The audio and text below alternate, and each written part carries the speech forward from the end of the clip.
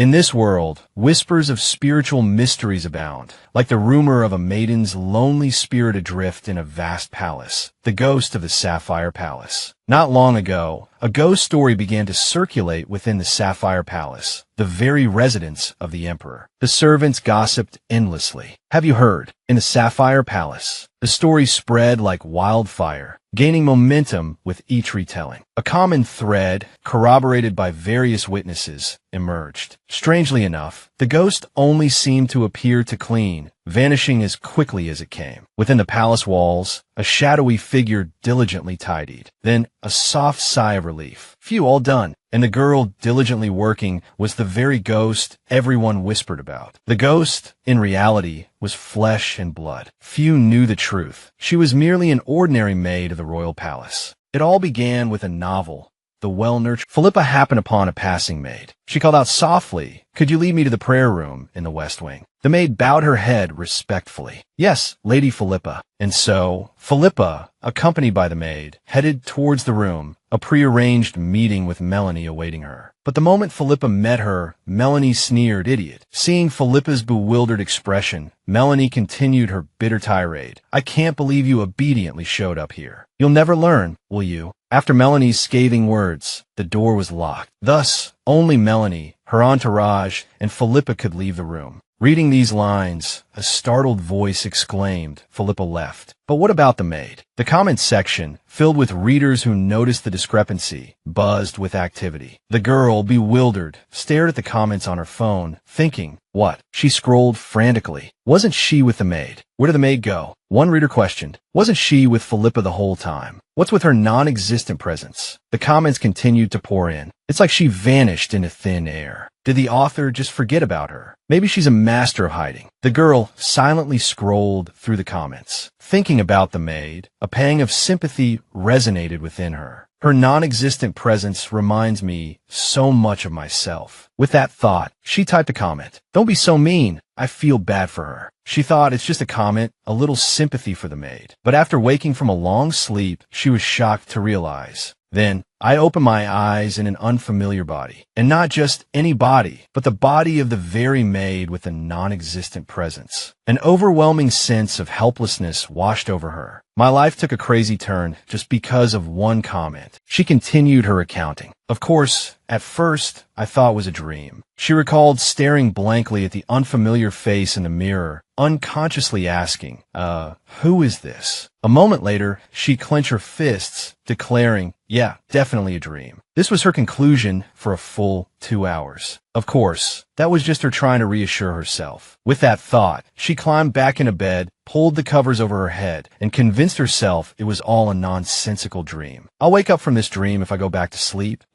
6 months passed. Like every other day, she woke up with puffy eyes from oversleeping. And of course, she was still there. Well then, she said, disappointment thick in her voice, I guess this isn't a dream. A year had passed since the original story had concluded. The chance to change the narrative had slipped through her fingers like water. By now, the novel's female leads were undoubtedly blissfully happy together. Ethel could practically picture them waving goodbye. We're emigrating. They'd chirp. The thought made her sigh. I have no choice but to adjust to this situation, she muttered. There's nothing I can do here. In the small, worn room, everything was neatly arranged. Her discarded nightgown lay folded on the bed. Carefully, she straightened her maid's uniform and re-braided her hair. There, she said, satisfied, now properly attired. A faint smile touched her lips as she recalled her early days in this life. I really struggled with these clothes at first, didn't I? Of course, the clothes weren't her only problem. While she was still fumbling with the unfamiliar garments, the other maids' voices echoed from the hallway. Everyone ready. Let's go. Ethel looked up, flustered, and called after them, wait for me. But they seemed oblivious, caught up in their own cheerful chatter. I'm so hungry. She watched, bewildered, as they disappeared down the corridor. A nagging suspicion twisted in her gut. Just as I suspected, it wasn't just a feeling. No one notices me. A bitter taste filled her mouth. That's how I realized the owner of this body was that maid, she recounted, her voice low, the maid with the insanely non-existent presence in that novel. She sighed. It took me a long time to even figure out her name. Even the busy work of a maid couldn't distract her from the helpless frustration churning inside. No wonder no one came looking for me, even when I was just there. Her gaze turned distant, tinged with sadness. This isn't new, she murmured, remembering her life as Kim Hyjin, the casual dismissals echoing in her ears. Is there even someone like that in our class? Kim Hyjin. Never heard of her. There's no sign of her. What do you mean? Oh, you're just exaggerating. Each memory pricked at her, a sharp reminder of her loneliness. The truth is, I had a non-existent presence in my previous life, too. Shaking off the melancholy, she straightened up. Focus on work. Within moments, every corner of the room, from the floors to the windows, gleamed. Stepping back to admire her handiwork, she beamed. Perfect, she declared, a touch of pride in her voice. I could sweep these floors with my eyes closed. Just gonna put these cleaning supplies away, she hummed, tidying up. Suddenly, she felt a bump against her back. The head maid, lost in her own thoughts, had walked right into her. Turning around, Ethel met the head maid's startled gaze. Oh, you scared me, the woman exclaimed. When did you get here? Ethel, a little embarrassed, replied softly, I've been here the whole time. Feeling a bit impolite, the head maid cleared her throat before continuing. Ah, yes. Whenever I see you, I'm always surprised. You've finished the hallway, haven't you? Ethel replied brightly, Yes, ma'am. Seeing everything spotless, the head maid was pleased, silently praising her work. She does a good job, doesn't she? The head maid then turned to Ethel. Now go to the kitchen and help prepare the meal. She added, His Majesty the Emperor and Prince Elias will be dining there. Focus on your work as much as possible. Ethel immediately responded, Yes, ma'am. I understand. As soon as Ethel left, a question lingered in the head maid's mind. She works so well, behaves properly, and is a sweet girl, but why does she have such a non-existent presence? She wondered, perplexed. Why would anyone call her a ghost? Poor girl. Suddenly, the head maid realized something unusual. Come to think of it, what is her name? She frantically searched for Ethel's file, muttering to herself, Oh, why am I always like this? A moment later, the head maid finally found the information. Here it is. Maria. Her name is Maria Mayer. A chilling thought flashed through her mind. Is she cursed? She quickly dismissed the absurd notion. Cursed? What am I saying? How foolish. She shook her head, recalling Maria's retreating figure. There's no such thing as a curse. Speaking of Prince Elias, Elias von Lancergoth, in the original novel, was the fifth prince, a character of little significance. 2 years ago, the War of Succession had unexpectedly ended in Elias's victory, a young man with mysterious violet eyes and raven hair. However, the first and second princes, with their frail bodies, had died long ago. The third princess had been stripped of her title for treason. The fourth prince had entered a monastery, and the sixth princess had married a prince from a neighboring kingdom. And Elias, who had survived to the very end, had surpassed everyone's expectations. Now, Elias's reputation was known far and wide. Listening to the story, a maid couldn't help but ask,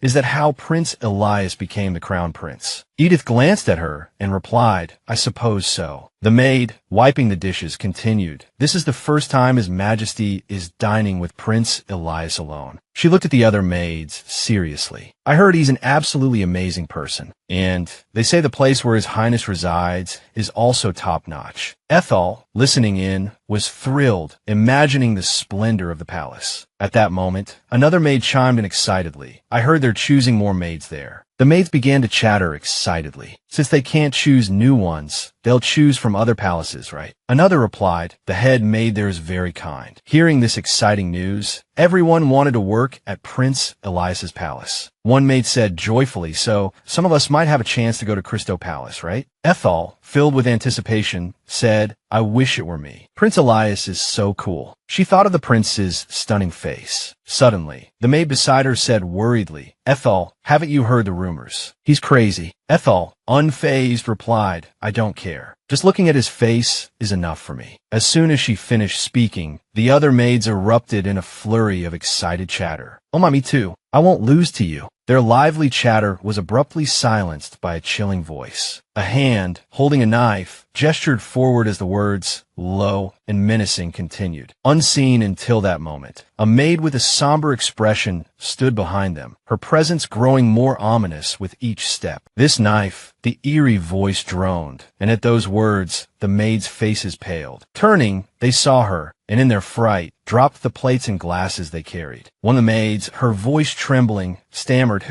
Who is that? I've never seen her before." Another quickly added, "Me neither." Panic rippled through them. "Wait," one said, her brow furrowed in thought. "Didn't Sally say she was going to bring the knives later?" Sally looked surprised. "What?" "I asked Mina to do it." Mina, equally bewildered, chimed in, "No, I don't remember anyone asking me to do that." A maid, her voice barely a whisper, asked then, "Who is she?" Their words trailed off, their eyes wide with fear as they exchanged glances. The horrifying image flashed through their minds. A woman, her mouth smeared with blood, smiling maniacally as she asked, "This knife, is it yours?" A collective shriek ripped through the air. "It's the ghost of Saphia Palace." Chaos erupted. The maids scattered, their screams echoing through the halls. Amid the pandemonium, Ethel, Maria, finally spoke, her voice calm amidst the hysteria. "No," she said, "I was asked to bring this." She was about to explain further when something else caught her eye. Glancing at the scattered dishes, she thought, how could they be so careless? Carefully picking up a plate, she examined it, a flicker of admiration in her eyes. It's remarkable, though, that they managed to flee without breaking anything. Such professionalism. Just then, the head maid appeared, taking in the deserted scene, and Ethel tidying up alone. She asked, surprised, "Where is everyone?" Ethel, a blush creeping up her cheeks, replied, They ran away because of me, I think." The head maid blinked, taken aback. Oh, I see. It was you." Regaining her composure, the head maid said, "Well, I'll go and round them up. You just carry on with your preparations." Ethel dipped her head. "Yes, ma'am." As she turned to leave, the head maid added, "And by the way, we'll be serving today's meal together." In the corner, a sudden unease washed over the head maid. She paused, a thoughtful frown creasing her brow. Then, pointing to a spot closer to the center of the room, she said, "On second thought, you should be near the table." Ethel followed her gesture, a worried thought flitting through her mind. "Isn't that too close?" Sensing her apprehension, the head maid offered a reassuring smile. "Anyway, get to it." Meanwhile, the other maids were hurrying back. In the dining hall, Ethel diligently continued her task, meticulously rearranging the tableware. Prince Elias, she thought, his austere face flashing through her mind. "I always see him from afar," she mused, recalling his aloof demeanor. A flicker of anticipation sparked in her eyes. "Today I'll see him up close." The thought was quickly followed by a nervous tremor. "I wonder if he's as frightening as they say." Then, quickly calming herself, Ethel hoped nothing else would happen. A moment later, the dishes were neatly arranged on the table, the meal ready to be served. A voice called from beyond the door, "His Highness, Prince Elias, has arrived." As the words faded, the door was gently pushed open and Elias stepped inside. He moved slowly into the room as the servants lined up on either side, bowing low. From the moment he entered, Elias exuded the noble air of a prince. He walked directly to the dining table. A servant carefully adjusted his chair, and as he sat, Elias glanced questioningly at the opposite seat. "Where is His Majesty?" he asked. A servant responded respectfully, "He is on his way, Your Highness." Elias closed his eyes briefly, a hint of derision in the gesture. Honestly, he still hasn't broken that bad habit of arriving late just to find something to criticize. Ethel shivered at his words, thinking to herself, so they really don't have a good relationship. She recalled how the emperor had married and divorced repeatedly, currently on his fourth wife. The images of the four empresses flickered through her mind. A chilling thought followed. Not only did he make his children compete with each other, she mused, but he also made his own brothers shed blood. Although he had chosen Elias as crown prince, rumors persisted that he didn't truly favor him, and the feeling seemed mutual. A wave of discomfort washed over her. As if any son would like a father like that, she thought, her face grim. Suddenly, something caught her eye. Looking at the empty glass in front of the prince, she wondered, why hasn't anyone filled his glass with water? Glancing at the servants standing stiffly behind him, like statues, she thought, are they afraid? Even so, they should still do their jobs. With that, she stepped forward, picked up the water pitcher, and prepared to fill Elias's glass. Elias, startled by her sudden appearance, glanced at her. His eyes met her unfamiliar face, and he froze for a moment. Seeing his stunned expression, Ethel understood. He seemed surprised to see her. He stared, dumbfounded, then rubbed his eyes in confusion. Witnessing his range of expressions, Ethel couldn't help but think, I can see that even the great prince is surprised by the ghost of Saphia Palace. She decided against pouring the water. Just then, a voice announced, His Imperial Majesty, the Emperor, has arrived. He approached Elias and spoke with feigned surprise. Oh, you're already here, Elias. Elias, holding his glass, offered a slight smirk. You've arrived, Your Majesty. He replied. Looking at the imposing man before her, Ethel thought, awestruck, that's him. The Emperor of the Sterlingen Empire, Adolf von Langerbock. The meal finally began. Elias spoke first. But Your Majesty, he said, meticulously cutting the meat on his plate, you also summoned the Grand Duke here. The Emperor took a sip of wine before replying,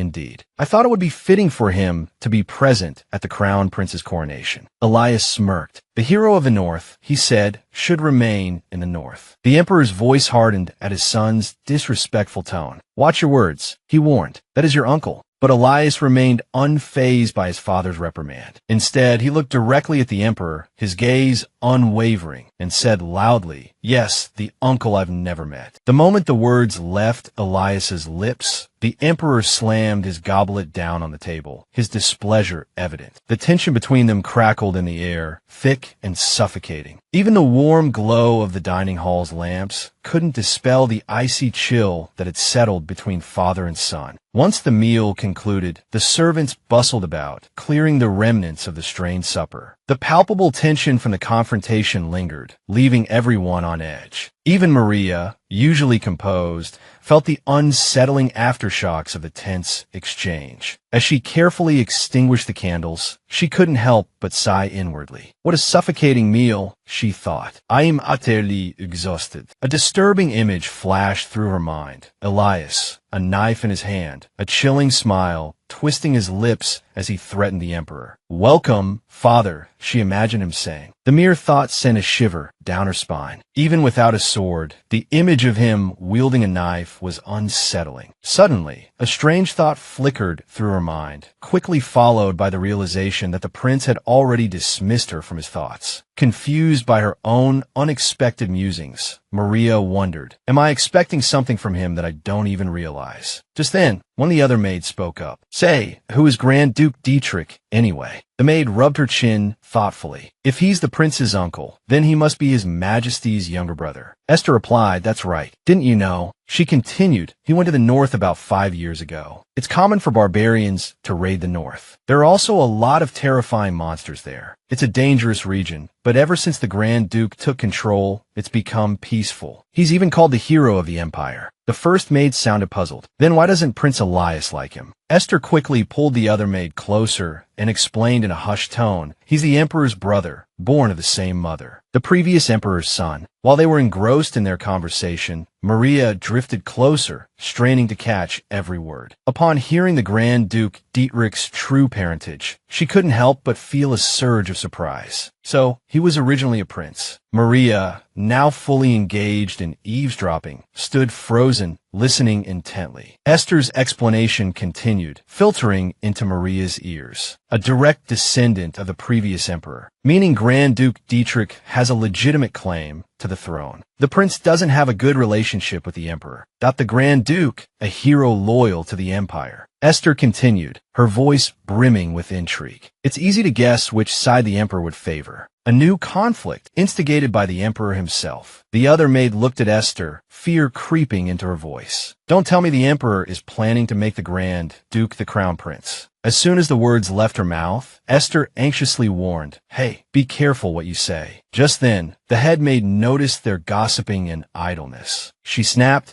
her voice sharp with disapproval, What's all this chatter about? Can't you work faster? Startled by the head maid's reprimand, the maids scattered, hurrying back to their duties. Walking down the hallway, Maria mused to herself, Grand Duke Dietrich. She couldn't hide her curiosity. What kind of person is he? She wondered. Maria tried to imagine the Grand Duke's fearsome appearance. a barbaric northerner, knocking out monsters with a single blow. The thought struck her as a bit far-fetched. Probably an exaggeration, she concluded. Suddenly, a flicker of anticipation sparked within her. It might be interesting, she thought, if that hero is surprised after seeing me. Moments later, Maria was hurrying along, fretting, "Oh dear, I'm going to be late." Even the usually aloof Elias noticed her haste. Maria rushed headlong down the corridor, nearly colliding with Elias. Startled by his sudden appearance, she cried out, "Your Highness." She couldn't help but wonder, wasn't he supposed to have returned to his own quarters? Her momentum carried her forward, and she began to stumble backward. Panic flared. It would be utterly mortifying to fall here, she thought. Just then, Elias swiftly reached out. He caught her, pulling her into his arms. Their eyes met, a mixture of fright and embarrassment in their gaze. Held close against Elias, Maria's face flushed crimson. She stared at him, speechless, relieved that disaster had been averted. Finally, the prince spoke, his voice laced with a hint of reproach. "You startled me," he said. "Be careful where you're going." It took a moment for Maria to process his words. She quickly bowed her head. "I apologize, Your Highness." Elias's tone softened. "No need to apologize." With that, he turned and walked away. Despite turning his back, Elias was acutely aware of his surroundings. He felt something drift away. More accurately, it felt like Maria's spirit, shaken by their encounter, was nearly separating from her body. He hadn't taken more than a few steps when he abruptly looked back at her, a flicker of suspicion in his eyes. "The maid," he thought. A worried thought crossed his mind. "I can't sense her presence. Is she an assassin?" He frowned slightly. "If I look at her more closely." Suddenly, Elias froze, as if struck by a strange realization. He looked bewildered. "What am I doing standing here?" he wondered. Time passed swiftly. A month later, Maria sighed wearily, slumping against a wall. "So, it's time for the Grand Duke's arrival, huh?" she muttered. She recalled the hectic weeks of preparation for Grand Duke Dietrich's arrival, a wave of resentment washing over her. "I've been running around for a whole month getting ready to welcome him," she grumbled. She sighed again. "And I'll be even busier once tonight's banquet begins." Maria began rummaging for something. "I need to rest while I can," she thought, before the next round of work. After a moment of searching, she pulled out some bread and a bottle of milk. Holding them up with a satisfied smile, she thought,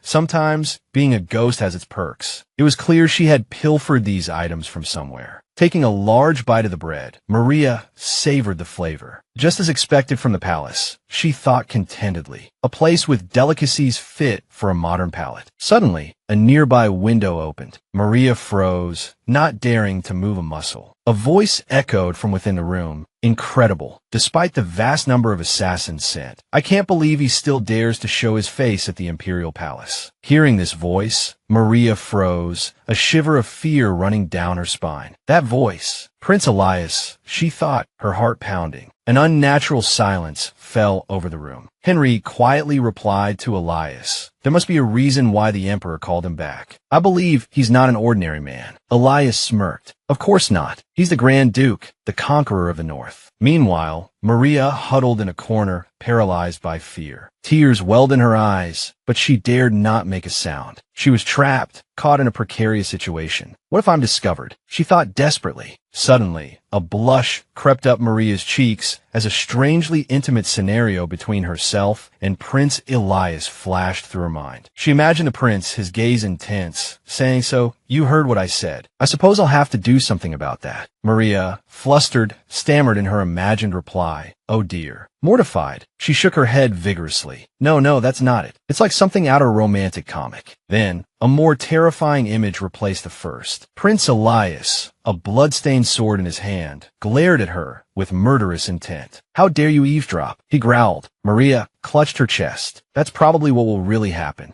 Inside the room, Henry glanced nervously at the window. "Please, Your Highness, close the window." Elias placed a hand on the frame, unconcerned. "I don't care. It's not as if anyone would come to this deserted part of the palace." He looked out briefly, then returned to his conversation. "Anyway, father is no longer a worthy opponent. That's why he brought back that exiled younger brother of his after all this time." Hidden just outside, Maria felt a surge of panic. "Someone is here," she screamed internally. Henry frowned at Elias's words. Who would have thought the Emperor would be so stubborn? Look at how he sent the Grand Duke to the battlefield. A shadow of sadness crossed Elias's face. He gave a bitter smile. The son of the woman he loathed is about to become emperor. What else could he do but send her away? Henry spoke softly, Your Highness. The memory of his own anguish that day resurfaced, and Elias's voice turned cold. Of course, I feel the same. The horrifying scene replayed in his mind. The emperor, the man he called father, callously discarding his beloved mother. Elias's anger flared. I have no intention of respecting such a father. He recalled the icy stare the emperor had always directed at him. Then, and even now, he has no right to look at me like that. He spat, contempt lacing his words. A steely resolve hardened his expression. This time, I'll make sure things go my way. Overhearing this chilling conversation, Maria trembled with fear. I shouldn't hear any more of this, she thought frantically. Taking a deep breath, she forced herself to calm down. Getting out of here is my priority. Just thinking about it made Maria clasp her hands together in a silent thank you to whatever gods might be listening. She was glad to be a ghost. Inside the room, Elias continued his conversation with Henry. Even the emperor can't stop me from becoming crown prince. Henry responded quickly, his voice laced with concern, but what do you plan to do about the Grand Duke? While the two were engrossed in their discussion, Maria carefully and swiftly retreated from the garden. He's still my uncle, Elias said to Henry, but welcoming him back. He trailed off, his attention suddenly caught by a fleeting movement outside the window. The image of a maid scrambling frantically on all fours flashed through his mind. Seeing Elias staring blankly out the window, Henry called out questioningly, Your Highness. Elias's mind was a whirlwind of confusion. What was that? He wondered. I think I just saw a maid crawling like an animal. Did I imagine it? He quickly regained his composure, glancing at Henry with a steely gaze. Regardless, he instructed, send assassins to his palace tonight. Henry thought with a sinking feeling, this is bound to fail. He hesitated, then spoke. Again, Your Highness. Noticing the worry etched on Henry's face, Elias offered a thin smile. I'm curious to see how he'll react. I need to know what kind of man my uncle is. He continued walking, his voice low. It's better if he sees me as a fool, a persistent gnat. With that, he carefully closed the door. I understand, Your Highness, Henry replied respectfully. Meanwhile, Maria lay sprawled on the grass, Elias's words echoing in her mind. Send assassins to his palace. A shiver ran down her spine. I didn't mishear that, did I? It suddenly dawned on her that she hadn't actually left the garden yet. I listened to the whole thing without even realizing it, she thought in a daze. She scrambled to her feet. I need to get out of this palace. Get out of this palace. The thought propelled her forward. Finally, Maria reached the Safia Palace, breathing heavily. That was close. I'm never going near that part of the palace again. A commotion ahead caught her attention. Maria observed the throng of people moving before her. Ah, Grand Duke Dietrich and his entourage must have arrived, she thought. Her gaze landed on a man with blonde hair and striking blue eyes. That's him, the Grand Duke, she realized. I can tell by his attire. Seeing Grand Duke Dietrich in person surprised her. Instead of a barbaric northern brute, he has a rather elegant aura. Elias's words suddenly came back to her, and she blurted out in a hushed whisper, Prince Elias is going to send assassins after him. Looking at the elegant man before her, a wave of worry washed over her. He looks like such a well-bred nobleman. Will he be all right? She recalled Elias's gentle demeanor during their first encounter, his kind smile as he'd said, no need to apologize. Disappointment pricked at her. Your Highness, I thought you were a good person. Realizing the absurdity of her thoughts, she shook her head fiercely. What are you thinking? Snap out of it. You're just a maid. The crowd before her began to disperse. Something falling to the ground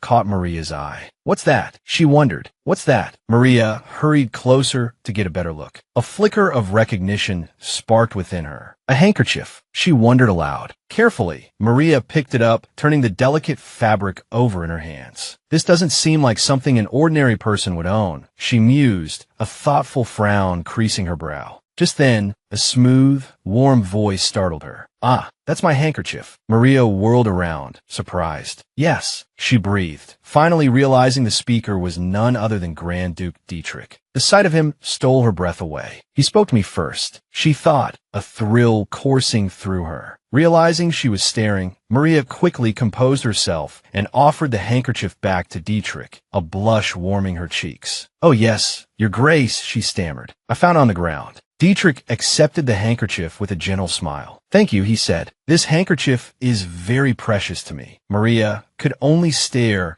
captivated by his elegant presence. Goodness, she thought, her heart fluttering. Then, to her astonishment, Dietrich's smile widened. Might I know your name? He asked. The unexpected question flustered her. My name, she repeated, a little bewildered. Suddenly, a voice called out from behind them, Your Grace. Dietrich turned, a flicker of regret in his eyes. I'm afraid I'm needed, he said to Maria, but I shall certainly repay your kindness. Caught in the warmth of his gaze, Maria found herself answering without thinking. Maria Mayer, she blurted out, from Safia Palace. With her name, Dietrich turned and departed, but not before casting one last glance over his shoulder. Miss Mayer, he said, his voice lingering in the air, I shall see you after I've attended to this matter. As Dietrich walked away, Maria stood rooted to the spot, watching his retreating figure. A wave of happiness washed over her. He's so kind to a simple maid, she thought, marveling at the encounter. Suddenly realizing she was daydreaming, Maria shook her head and hurried away, her cheeks burning. Don't be ridiculous, she scolded herself. Someone like him will forget all about me. Stop fantasizing. Meanwhile, an image of a young girl flashed through Dietrich's mind. She reached out to him, her voice full of innocent curiosity. Where have you been? I've been looking all over for you.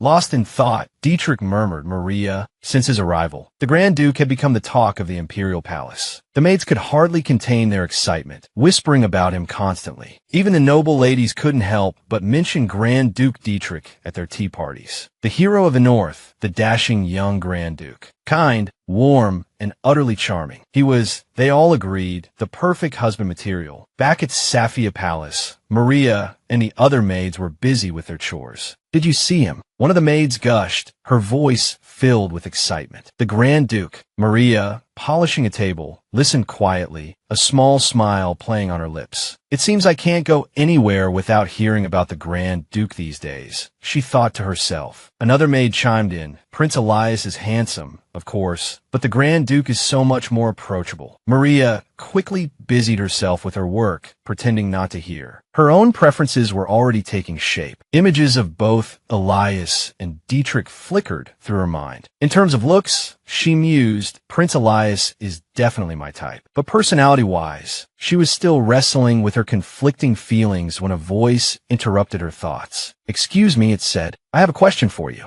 Mina gazed intently at the maidservants as she continued. Is there a maid here named Maria? A ripple of astonishment went through the group. Maria, they echoed, their voices overlapping in a flurry of speculation. Who is she talking about? Is there anyone here named Maria? What's going on? Meanwhile, Maria, overhearing her name, startled slightly. Seeing their confusion, Mina quickly clarified. Ah, right, Mayor. Maria Mayer. Maria est surprise dépend. Is she really talking about me? She wondered in disbelief. One of the maids spoke up. Why are you looking for this, Maria? Mina recalled Grand Duke Dietrich's earnest request. Miss Mina, he'd said, his voice low, could I ask you a favor? A blush had warmed her cheeks. Clearing her throat, she explained, the Grand Duke asked me to find her. He insists on seeing her. I heard she came from Safia Palace. The maids exchanged bewildered glances. Really? I've never heard that name. Me neither. Maria, observing their exchange, felt a prickle of unease. A hesitant voice broke the murmuring. Excuse me. Maria, cheeks flushing, looked at Mina. I'm Maya Mayev. Mina's eyes widened. You are? Who is this? She thought, taken aback. Is she new? The maid beside her stared at Maria, equally surprised. How long have you been standing there? Found her at last? Mina thought with relief. Well, whatever. She took Maria's hand. Good. Let's go then. Maria, caught off guard, stammered right now. Moments later, in the hallway of another palace, Mina still held Maria's hand, leading her towards the Grand Duke's quarters. As they entered the palace, a nervous flutter began in Maria's chest. I thought he'd forgotten me, she mused, a touch of bewilderment mixing with the apprehension. This is the first time anyone's remembered my name. They reached their destination, and Mina knocked gently on the door. Stepping inside, an attendant announced, Your Grace, the person you requested. Mina, suddenly flustered, turned to Maria. Excuse me, but what was your name again? A warm voice cut through the air. Miss Maria, I've been expecting you. Dietrich closed the book he'd been reading and addressed Mina with a friendly smile. Thanks to you, Miss Mina, I can enjoy some refreshments with my benefactor. I'm very grateful. Mina, beaming, brushed off his thanks. Don't mention it. Dietrich then turned to her with a courteous request. If you wouldn't mind, could you prepare some tea and biscuits? Mina's heart leaped at the request. He can ask me to do anything. she thought, her voice brimming with enthusiasm as she replied, "Of course, Your Grace." Observing Mina's eagerness, Maria thought, "She seems happy to be given a task." Dietrich extended a hand towards Maria. "Miss Maria, this way." Maria took his hand, her body stiffening at the contact. Dietrich, his gaze gentle, continued to look at her. He carefully pulled out a chair for her. As she sat, 1,000 questions whirled through Maria's mind. What is with this escort-like treatment? The pressure she'd been feeling intensified 100-fold. Noticing Maria's unease, Dietrich asked softly, "Are you all right?" His warm voice drew her out of her spiraling thoughts. She looked at him, momentarily dazed. He picked up the handkerchief and said, as promised. Dietrich clutched the handkerchief in his hand and slowly told her, "Once again, thank you. This was a keepsake from my late grandmother." Maria, a little surprised, asked a keepsake. Dietrich, recalling his younger self, replied, "Yes, it's very precious to me." He remembered his beloved grandmother, who had always been by his side, and his voice held a touch of emotion as he continued, "And she was the one who raised me.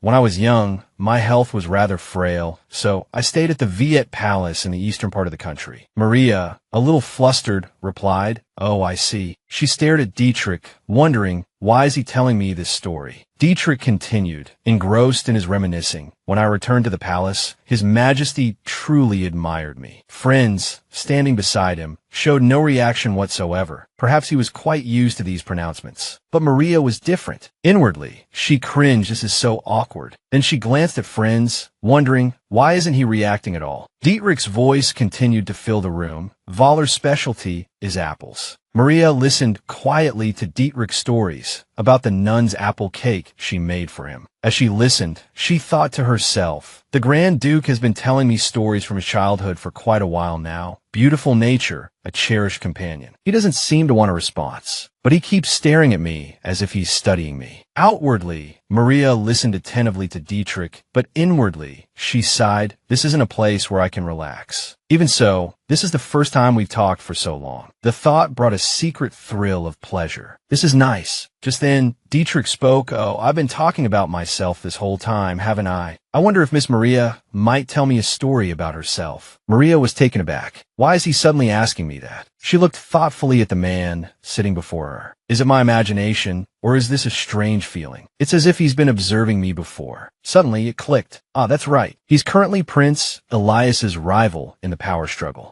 The thought brought a wave of anxiety. Is he trying to extract information from me? She felt like a tiny shrimp being eyed by a killer whale. "I don't know anything." She told herself, "Get a grip, Maria. If you make a mistake, you'll be like a shrimp with a curled back." Dietrich continued to gaze at her intently without speaking. Feeling the pressure, Maria finally spoke. "I've never really told stories about myself." "Is that so?" Dietrich asked. "Then I'll ask you a few things I'm curious about. What do you like to eat?" Maria stammered, "Things that are tasty." She thought longingly of her favorite dish, kimchi stew with pork. Dietrich continued, "So, the things you dislike are things that aren't tasty." Maria replied shyly, "I suppose so." Suddenly, Dietrich burst into laughter, clearly amused. The sight of his sunny smile made Maria's heart flutter. Why is he laughing? My heart is racing. Then Dietrich said, "Miss Maria, if you wouldn't mind, perhaps we could dine together next time." Just then, the door opened and someone entered. Both Maria and Frank stared at the newcomer, Maria thinking, who would just open the door without knocking. Elias strode into the room, announcing loudly, "I've brought what you requested, Uncle." Maria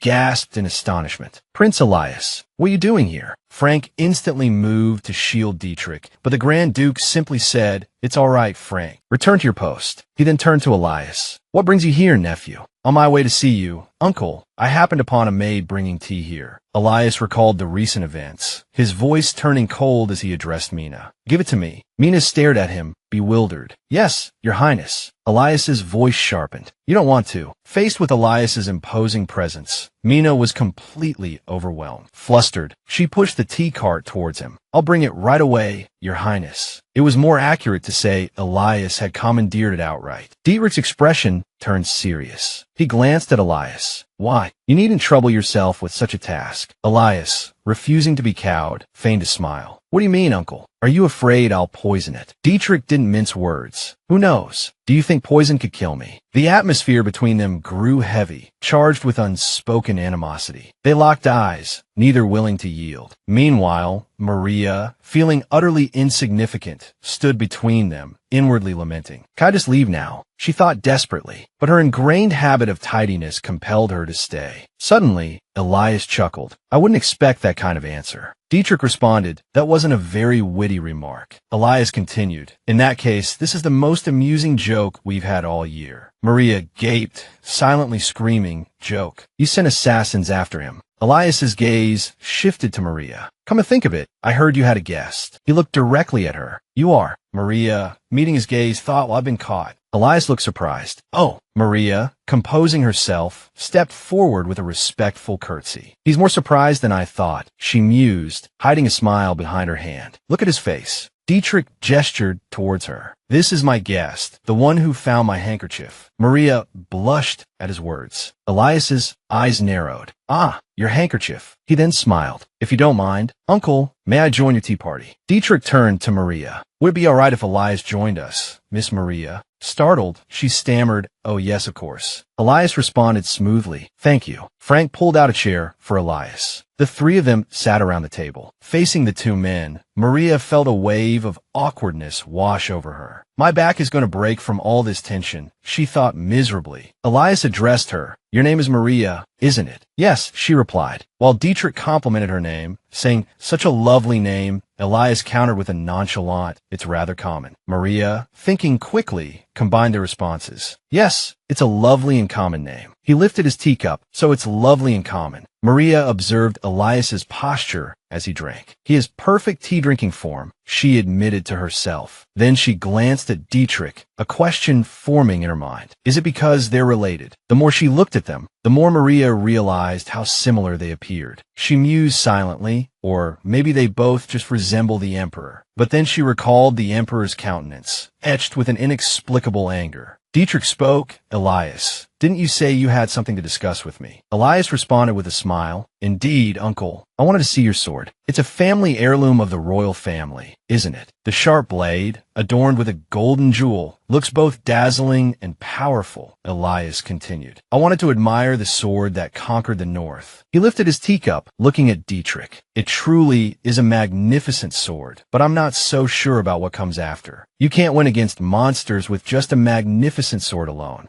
Maria sat beside them, listening to their conversation. She froze, hearing Elias's words. Is he saying it was all thanks to his own skill? How arrogant! She composed herself, observing them closely. But as she looked more intently, she noticed the numerous small scars marring the hand that held the teacup. For a nobleman to have so many wounds on his hand, the image of him wielding that sword, bravely fighting against monsters in a bloody battle, filled her mind. Maria fell silent. It must have been far from easy. She thought back to earlier events. This wasn't even mentioned in the novel. This place truly felt like the world inside that novel. While she was lost in thought, Elias continued, If it's all right with you, Uncle, please allow me to see it. Dietrich replied, Very well. Just a moment. From within a wrapped cloth, Dietrich produced a sword. Elias exclaimed, It truly is a fine sword. Although Maria knew nothing about swords, she echoed his sentiment. Yes, it's a fine sword indeed. She then heard Elias continue, I've heard the steel from the north is imbued with magic. Dietrich responded, Indeed. It's a legacy left by the demon tribe. Maria could sense it. The prince seemed quite interested in swords. Elias repeated, a legacy of the demon tribe. Suddenly, Dietrich's gaze shifted towards Maria. She felt a strange sensation, as if the prince's expression had just shifted subtly. He offered her a gentle smile. Maria felt a flicker of confusion. It was truly strange. Why would he notice my presence? Why is he looking at me like that? And smiling. Thinking about that gentle look, she wondered if he intended to use her somehow. She lowered her gaze, scolding herself for such a foolish thought. Elias spoke. Unlike this sword, there are no other swords made from northern steel here, are there? As he posed the question, Maria noticed a stray hair on the back of Elias's attire. She quickly focused on it. It's so noticeable against his white clothing. My hand is itching to remove it. She told herself, I have to get it carefully so he doesn't notice. Slowly, she reached towards the stray hair. Careful, careful. Finally, Maria grasped it. Got it. But Elias had detected something amiss. He quickly seized her hand, angrily demanding, "What are you doing?" He glared at her, repeating coldly, "What were you trying to do?" His hand tightened around her wrist. Maria stammered, "Nothing, I just—" Dietrich grabbed Elias's hand, commanding, "Stop." His expression was deadly serious. "Let go of her, Elias." Elias turned to him, fury in his voice. "What's your problem?" He looked directly at Elias and replied, "How could you behave so rudely to my guest? As a member of the royal family, you should watch your manners." Maria, observing the palpable tension between them, thought, "At this rate, they'll come to blows sooner or later." Quickly, she interjected, "I apologize, Your Highness. There was a hair on your back." Holding up the strand of hair, she explained, "I just wanted to discreetly remove it. Anyone could tell it was just a single hair." Elias, his face dark with annoyance, demanded, "Then why were you making such a strange face?" Confused, Maria asked the strange face. He retorted, "Never mind." Dietrich, concerned, turned to her. "Lady Maria, are you all right?" "Let me see." She simply replied, "I'm fine, Grand Duke." He took her hand, his expression remorseful. "I apologize." I'm sure Elias was startled as well. He didn't mean anything by it. Sensing his concern, Maria grew even more suspicious. Why is the Grand Duke apologizing? If he does this, the atmosphere will become even more awkward. It will make the prince look foolish, and that would be bad for me. She felt she had to do something. "I was the one who caused the trouble," Maria admitted. "I apologize." Looking at her expression, he replied, "No, I was being too sensitive." Elias stated bluntly, "I couldn't sense your presence." Maria froze, his gaze cold. He continued, "It's the first time I haven't been able to sense someone's presence." Maria forced a laugh. "Weren't you very focused on the sword, Your Highness?" At her words, he responded, "Perhaps." She gave a strained smile, thinking I managed to steer the conversation away from that. Thankfully, no one would believe my situation. If anything happened, I'd be driven away like a witch. I could even become the subject of some experiment. A wave of anxiety washed over Maria. Watching her lost in thought, Elias considered, even if I was surprised by her presence, I was wrong to react that way. He recalled the moment he gripped her wrist. Her wrist must have hurt. I held it quite tightly. The memory of the touch lingered. It was so small and slender. He suddenly felt bewildered by his own thoughts. "Wait, why am I thinking about this?" Maria asked, "Your Highness, are you all right?" Elias looked into her wide, guileless eyes, a question forming in his mind. Why is she looking at me like that? He raised a hand to cover her face. "Don't look at me." Maria was utterly perplexed. Witnessing his action, Dietrich asked his guard, "What is he doing?" Frank replied, "I don't know." Recalling the feeling of his hand, Maria thought his hand was warm. I suppose even His Highness can be clumsy sometimes. Sensing her gaze, Elias mumbled, "Don't look. Look away." She chuckled. "Rumors are just rumors." "Huh." Elias turned to Dietrich. "Well then, Uncle, I must be going." With that, he quickly made his way to the door. He'd said his piece and was leaving just as abruptly. Maria found it amusing. "Leaving me behind like that. How cold." Dietrich, a smile playing on his lips, leaned against his hand and asked, "So, what shall we do now?" Unsure how to respond, Maria questioned, "Do you have something else for me to do?" He replied casually, "Of course. Plenty, in fact." She thought, "So, it's just the two of us now." The guards had moved away to tidy up. He looked at her, a thoughtful expression on his face. "Where should I begin?" "Now we get down to business, it seems." To her surprise, Dietrich asked her, "Is there a hair stuck on my head?" Maria startled, replying, "I don't think so." Looking at his hair and handsome features, she thought, "His hair looks even brighter in the sunlight, truly like gold." Suddenly, he said cheerfully, "You're allowed to touch it." Completely taken aback, Maria reacted, "No, I wouldn't dare do such a thing." Just then, the leg of the chair she was sitting on gave way. Maria cried out in shock, "Huh!" Before he could react, Maria tumbled to the floor. Dietrich asked, "Are you all right?" Maria, mortified, felt her cheeks burn. She thought, "It seems I'm not the only clumsy one around here. I'm so embarrassed I could die." Dietrich gently extended his hand to hers and asked softly, "Are you hurt anywhere?" Maria responded to his gesture, "Your Grace, Grand Duke." Then he said in a low voice, "Strange. You really don't remember me." Maria was surprised. "No." Seeing her bewildered expression, he simply said, "Then until we meet again, you must remember me." Maria left the room. Thinking back to when Dietrich said, "Promise me," she now realized she had unconsciously agreed to something. She felt overwhelmed by his request. He wants to meet again. That's a lot of pressure. Maria pondered, rather than some other reason, he acted that way because he knows me. She grew more perplexed. If that's true, then the person he knows is the real Maria, not me. If it were truly me, there's no reason I'd forget such a handsome face. Lost in thought, she was startled by a voice. Elias said, "What are you standing there dazed about?" She addressed him, "Elias, your highness." Seeing him, Maria asked, "Why are you still here?" He didn't seem surprised. He replied casually, "Let's walk and talk." As they walked down the long corridor, he asked, "Is everything all right?" She answered yes. Elias said, "That bastard, did he do anything strange?" I heard a loud noise. Hearing this, Maria replied, "I'm fine, your highness. I just fell." She thought, he just called his uncle a bastard. Elias questioned, "You fell?" She asked, "Are you worried?" He retorted, flustered and irritated, "Why would I be?" His ears flushed red. She chuckled awkwardly, "I was just asking." Why such a strong reaction? Maria thought again, is he trying to find the Grand Duke's weaknesses through me? She pleaded, "Please don't drag me into your fight." Then, bowing her head, she excused herself. "I have a lot of work to do, so I'll take my leave now." He crossed his arms and said, "All right." Elias thought, why does this situation seem so familiar? He froze, a sudden realization dawning on him. He recalled a previous memory. "She's the maid I saw in the dining hall." Elias felt a headache coming on. "I'm going to keep an eye on her because she seems suspicious, but I completely forgot." He felt a sense of unease. Just as I suspected, something isn't right. "This time, I'll be sure to." Henry reported, "Her name is Maria Mayer from Safia Palace." Reading her file, he said, "She's been working in the palace for about 2 years, transferred to Safia Palace 6 months ago. The important thing is," he paused, "but strangely, no one in the palace really knows her." Elias questioned, "No one." Henry recalled the head butler's flustered demeanor. The head butler had to go through a long list of names before he remembered her, "Your Highness." Elias continued, "Good work. Where did she come from?" Henry hesitated. "They suspect she might be from the eastern regions, but I'm not entirely certain, Your Highness." Elias, skeptical, questioned, how could the palace accept someone with such an unclear background? Henry continued, "To investigate, I inquired about her, but there's practically no information. No one seems to know of her existence. She's like a ghost." Elias pondered this, then spoke. There must be something more to this maid. Her current status, her identity, it could be a fabrication. "Indeed, Your Highness," Henry replied. "Perhaps that's why she conceals her presence so effectively." But Elias had a different theory. "Instead of hiding, I feel like her presence is vanishing. Her appearance, height, build, everything is so utterly average, as if the gods themselves crafted her to be unremarkable." A troubled thought crossed Elias's mind. "I find it strange that even the Grand Duke has taken an interest in this maid." Henry inquired, "Do you suspect she's one of the Grand Duke's people, Your Highness?" Elias conceded, "It's a possibility." Henry, observing his master discreetly, ventured, "Perhaps the Grand Duke simply appreciates her personality, as if he's indebted to her or feels some gratitude." Elias scoffed, "Impossible. He's the Emperor's brother. Do you really think he experiences such human emotions?" Henry sighed. Yes,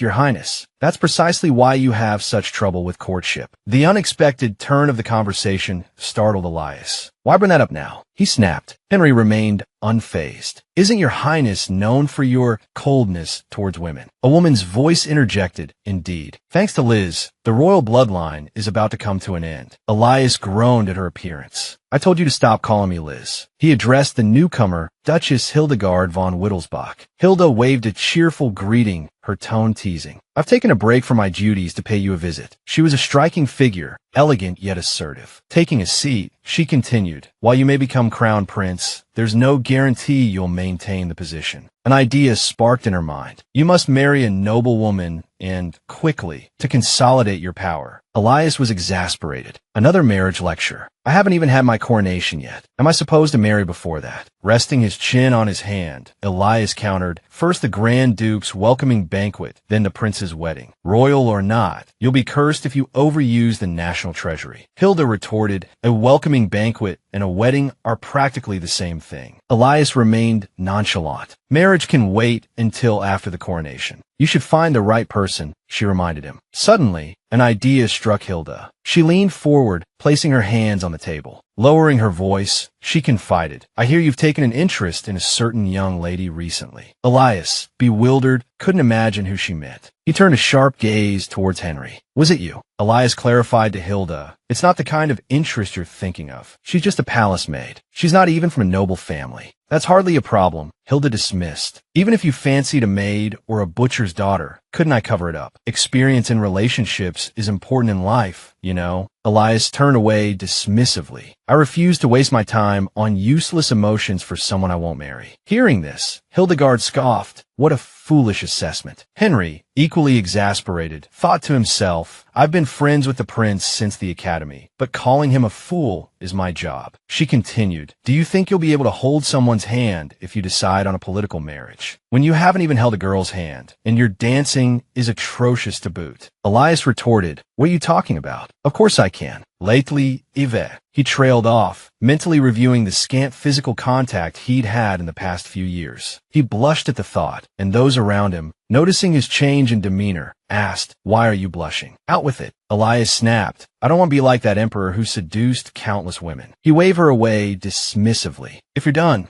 go away. You're annoying." Observing his reaction, Hildegard quipped, "Well, as if anyone would like you with that attitude." Elias glared at her and said sternly, "Hildegard." She sighed, all right, I'm going." Elias leaned back, his hands supporting his chin. "I understand why she worries about me. Since childhood, Hildegard's and my family standings have been precarious. It was a life-threatening experience. Both of us, with nowhere to turn, relied on each other, living like true siblings. It's no wonder that fool worries I'll be alone forever." "Well, it's possible," he muttered to himself. Before she left, he added, "Next time, I'll treat you to a meal. You can bring your husband." Hildegard smiled brightly. "All right, I will." Elias glanced at a document. "The ghost of Safia Palace enjoys cleaning." He then asked Henry regarding this woman. Turning, he was surprised to find his aide gone. "That Hildegard again," he grumbled. Outside the hall, Hildegard was questioning Henry. "Who is this maid, Liz, that you're interested in?" Henry replied, "I'm probably dead when I get back. Maria Mayer is an ordinary maid. She's the one who even had a private meeting with Grand Duke Dietrich. His Highness Prince Elias seems a bit interested in her too." Hildegard was surprised. "The Grand Duke? You're saying he's also interested in this maid?" She then grabbed Henry, her voice laced with excitement. Was Liz rejected before anything even began? Or is this some kind of love triangle? Henry thought for a moment.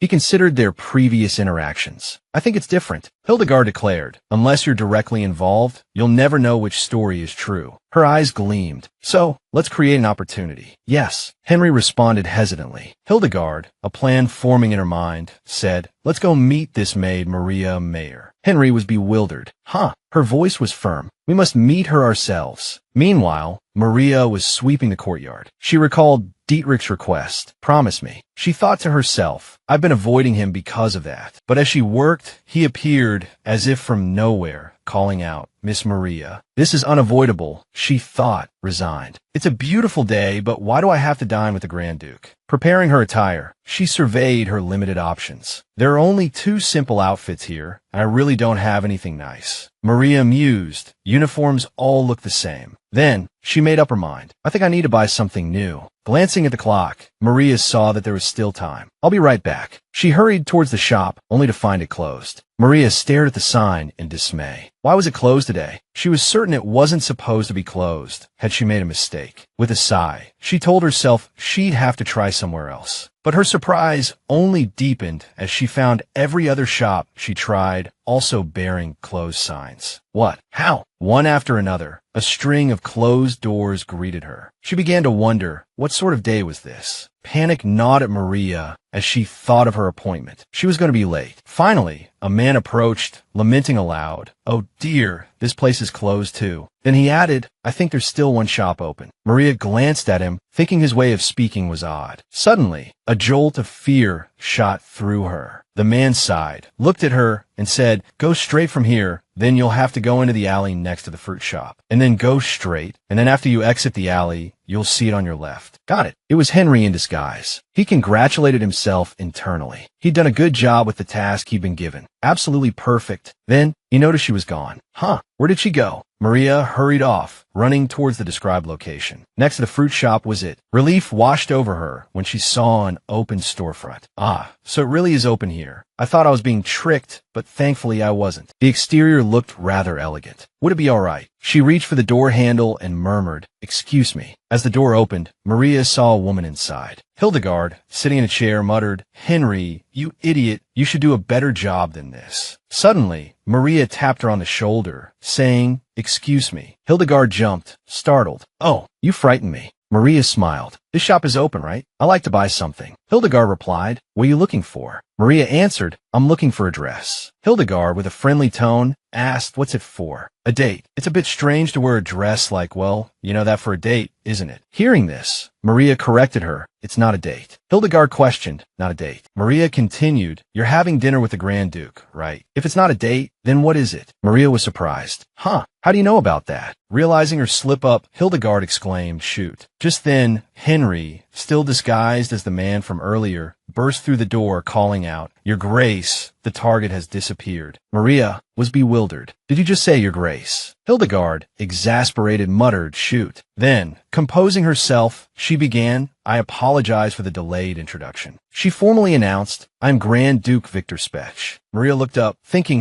not Victor Spetch, the Grand Duke who most supports Prince Elias, and is an important figure in this country. Hildegard continued, "This is my favorite shop. I didn't mean to surprise you." Maria replied, "It's all right." But inwardly, she was thinking the fact that all the shops were closed today couldn't just be a coincidence. Could it? Maria's gaze grew thoughtful. She must have a reason for luring her here. But what was it? Hildegard maintained her cheerful demeanor, saying, "Could you come this way? Aren't you here to buy something? We'll take your measurements first." Maria thought, I should do as she asks. Then, calmly, she replied, "I'll trouble you then." After the measurements were taken, Hildegard said, "That's all for now. I'll bring the dress I suggested. Please wait a moment." Maria dejectedly replied, "Yes." While taking Maria's measurements, Hildegard seized the opportunity to ask, "I thought you didn't have a sweetheart. How long have you been together? What's your type, looks or personality?" Maria found it difficult to answer, sighing wearily. Just taking measurements is tiring enough. Is this a new kind of bullying? Is it because of the mistake I made last time? Her expression was deeply troubled, but the atmosphere wasn't as bad as all that. Looking at the rolls of ribbon, she realized this fashion house was a favorite of the high-ranking nobles. Touching a ribbon, she couldn't help but exclaim, "It's so beautiful. Does the prince also enjoy this place?" She mused, "He's a busy man, so I guess that's impossible. He's busy preparing for his coronation. In half a month, the crown prince's coronation would be held." Suddenly, a hand pulled back the curtain. "Hildegard, are you in here?" Elias was utterly surprised to see Maria. Both exclaimed in astonishment, "What? It's you." "Your Highness." Seeing Maria in her underclothes, he felt incredibly embarrassed. "Your clothes?" He tossed her a garment. "Put this on. I'll be outside." Maria thought, right, this is like a slip. His ears burned red. Little Hildegard called me like the house was on fire, so I rushed right over. Two styles. Lisette, I'm in trouble. He couldn't understand why Maria was here. Why is that woman here? This is where Hildegard usually meets secret guests. How did she get in here? He thought, don't tell me, Hildegard. Maria asked, can I come out now? Elias asked back, are you finished? She replied, yes. He hastily explained, I didn't see anything. Understand. Seeing his flustered state, Maria responded, I understand. It looks like a dress, so it's not that embarrassing. Hildegard stepped forward with a cheerful smile. Sorry to keep you waiting, Elias. You're here. Seeing her, Elias shot her a sharp look. Hildegard, your timing is impeccable. Hildegard immediately guessed, knew it. He's a fox. Maria thought to herself, that mustachioed man from earlier. Henry fell earlier. Elias said to Hildegard, what are you thinking about? She froze, hearing him ask. Elias said angrily, she could be Grand Duke Dietrich's person, so don't cause any trouble. Hildegard asked worriedly, are you worried the Grand Duke might have something on you? This shop looks ordinary on the outside, and we're against the designer. She continued, even your siblings have never had anything on you. Elias groaned, holding his head in one hand. That's right, I haven't before, but that doesn't mean it'll always be that way. He explained, she's the person Grand Duke Dietrich met at the palace. We have to find out her true identity. Elias was perplexed. Besides that, is there any other plan? He gave Hildegard a warning. All right, do whatever you want, but if things go south, we're all dead. She thought back to earlier. This is an opportunity we can't miss. Henry, and she had discussed it. My lord, We've lost her again. I'm certain she was there. Henry reported to Hildegard. You mean Grand Duke Dietrich will dine with that maid? Hildegard mused. How did being the Grand Duke's messenger go? It was a flawless plan, and they lost her again. Hildegard said, Anyway, there's something more important. Between this and this, which one suits Miss Mary? Maria thought to herself, It's Maria. It wasn't unusual for someone to forget her name, but Elias quickly corrected. Her name isn't Mary, it's Maria. He seemed flustered when asked which dress was prettier. And besides, don't ask me that. Maria was surprised that Elias remembered her name. A flicker of astonishment crossed her features. His Highness remembers my name now, she thought. This isn't the time for your heart to flutter, she told herself firmly. Turning to Hildegard, she said quickly, I'm in a hurry, so anything will do. Elias sighed and gestured towards the yellow gown. If that's the case, he said, then the yellow one is more to Dietrich's taste. Hearing this, Maria murmured, Thank you, Your Highness. Hildegard, noticing Elias's intervention, stepped forward. Since when have you been concerned with Grand Duke Dietrich's taste? She asked, a hint of challenge in her voice. Don't tell me it's yours. Elias folded his arms and looked directly at her. Why would I care about that scoundrel's taste? He retorted. He continued, even more bluntly, though I'm sure the Grand Duke would praise her beauty regardless of what she wore, just to flatter her. As they bickered, Maria announced, I've finished changing. She emerged from behind the curtain. This is the first time I've worn something so bright, she thought, a touch of self-consciousness in her voice. Elias turned to Maria. Let's go, he said. Slightly surprised, unsure of his intentions, she responded, Yes, Your Highness. Elias glanced at her. Didn't you say you were in a hurry? He asked. I'll escort you back to the palace. Watching them depart, Hildegard, ever observant, mused, knew there was something odd going on. This is the first time he's escorted a woman back, isn't it? Turning to Henry, she instructed, Henry, keep an eye on them. I need to know what the Grand Duke is planning. Yes, Your Grace, Henry replied. Hildegard added, and that maid as well. Her expression grew serious. It's absurd how many times we've lost track of her. I understand, Your Grace, Henry confirmed. Outside, a black horse waited, held by a groom. Elias sighed. If this is your first time riding, you should have said something, he remarked. Maria, mortified, stammered, I apologize, Your Highness. I assumed we would be taking a carriage. Elias extended a hand. Here, he said, gently taking her by the waist and lifting her onto the saddle. Since it's your first time, we'll ride like this. Maria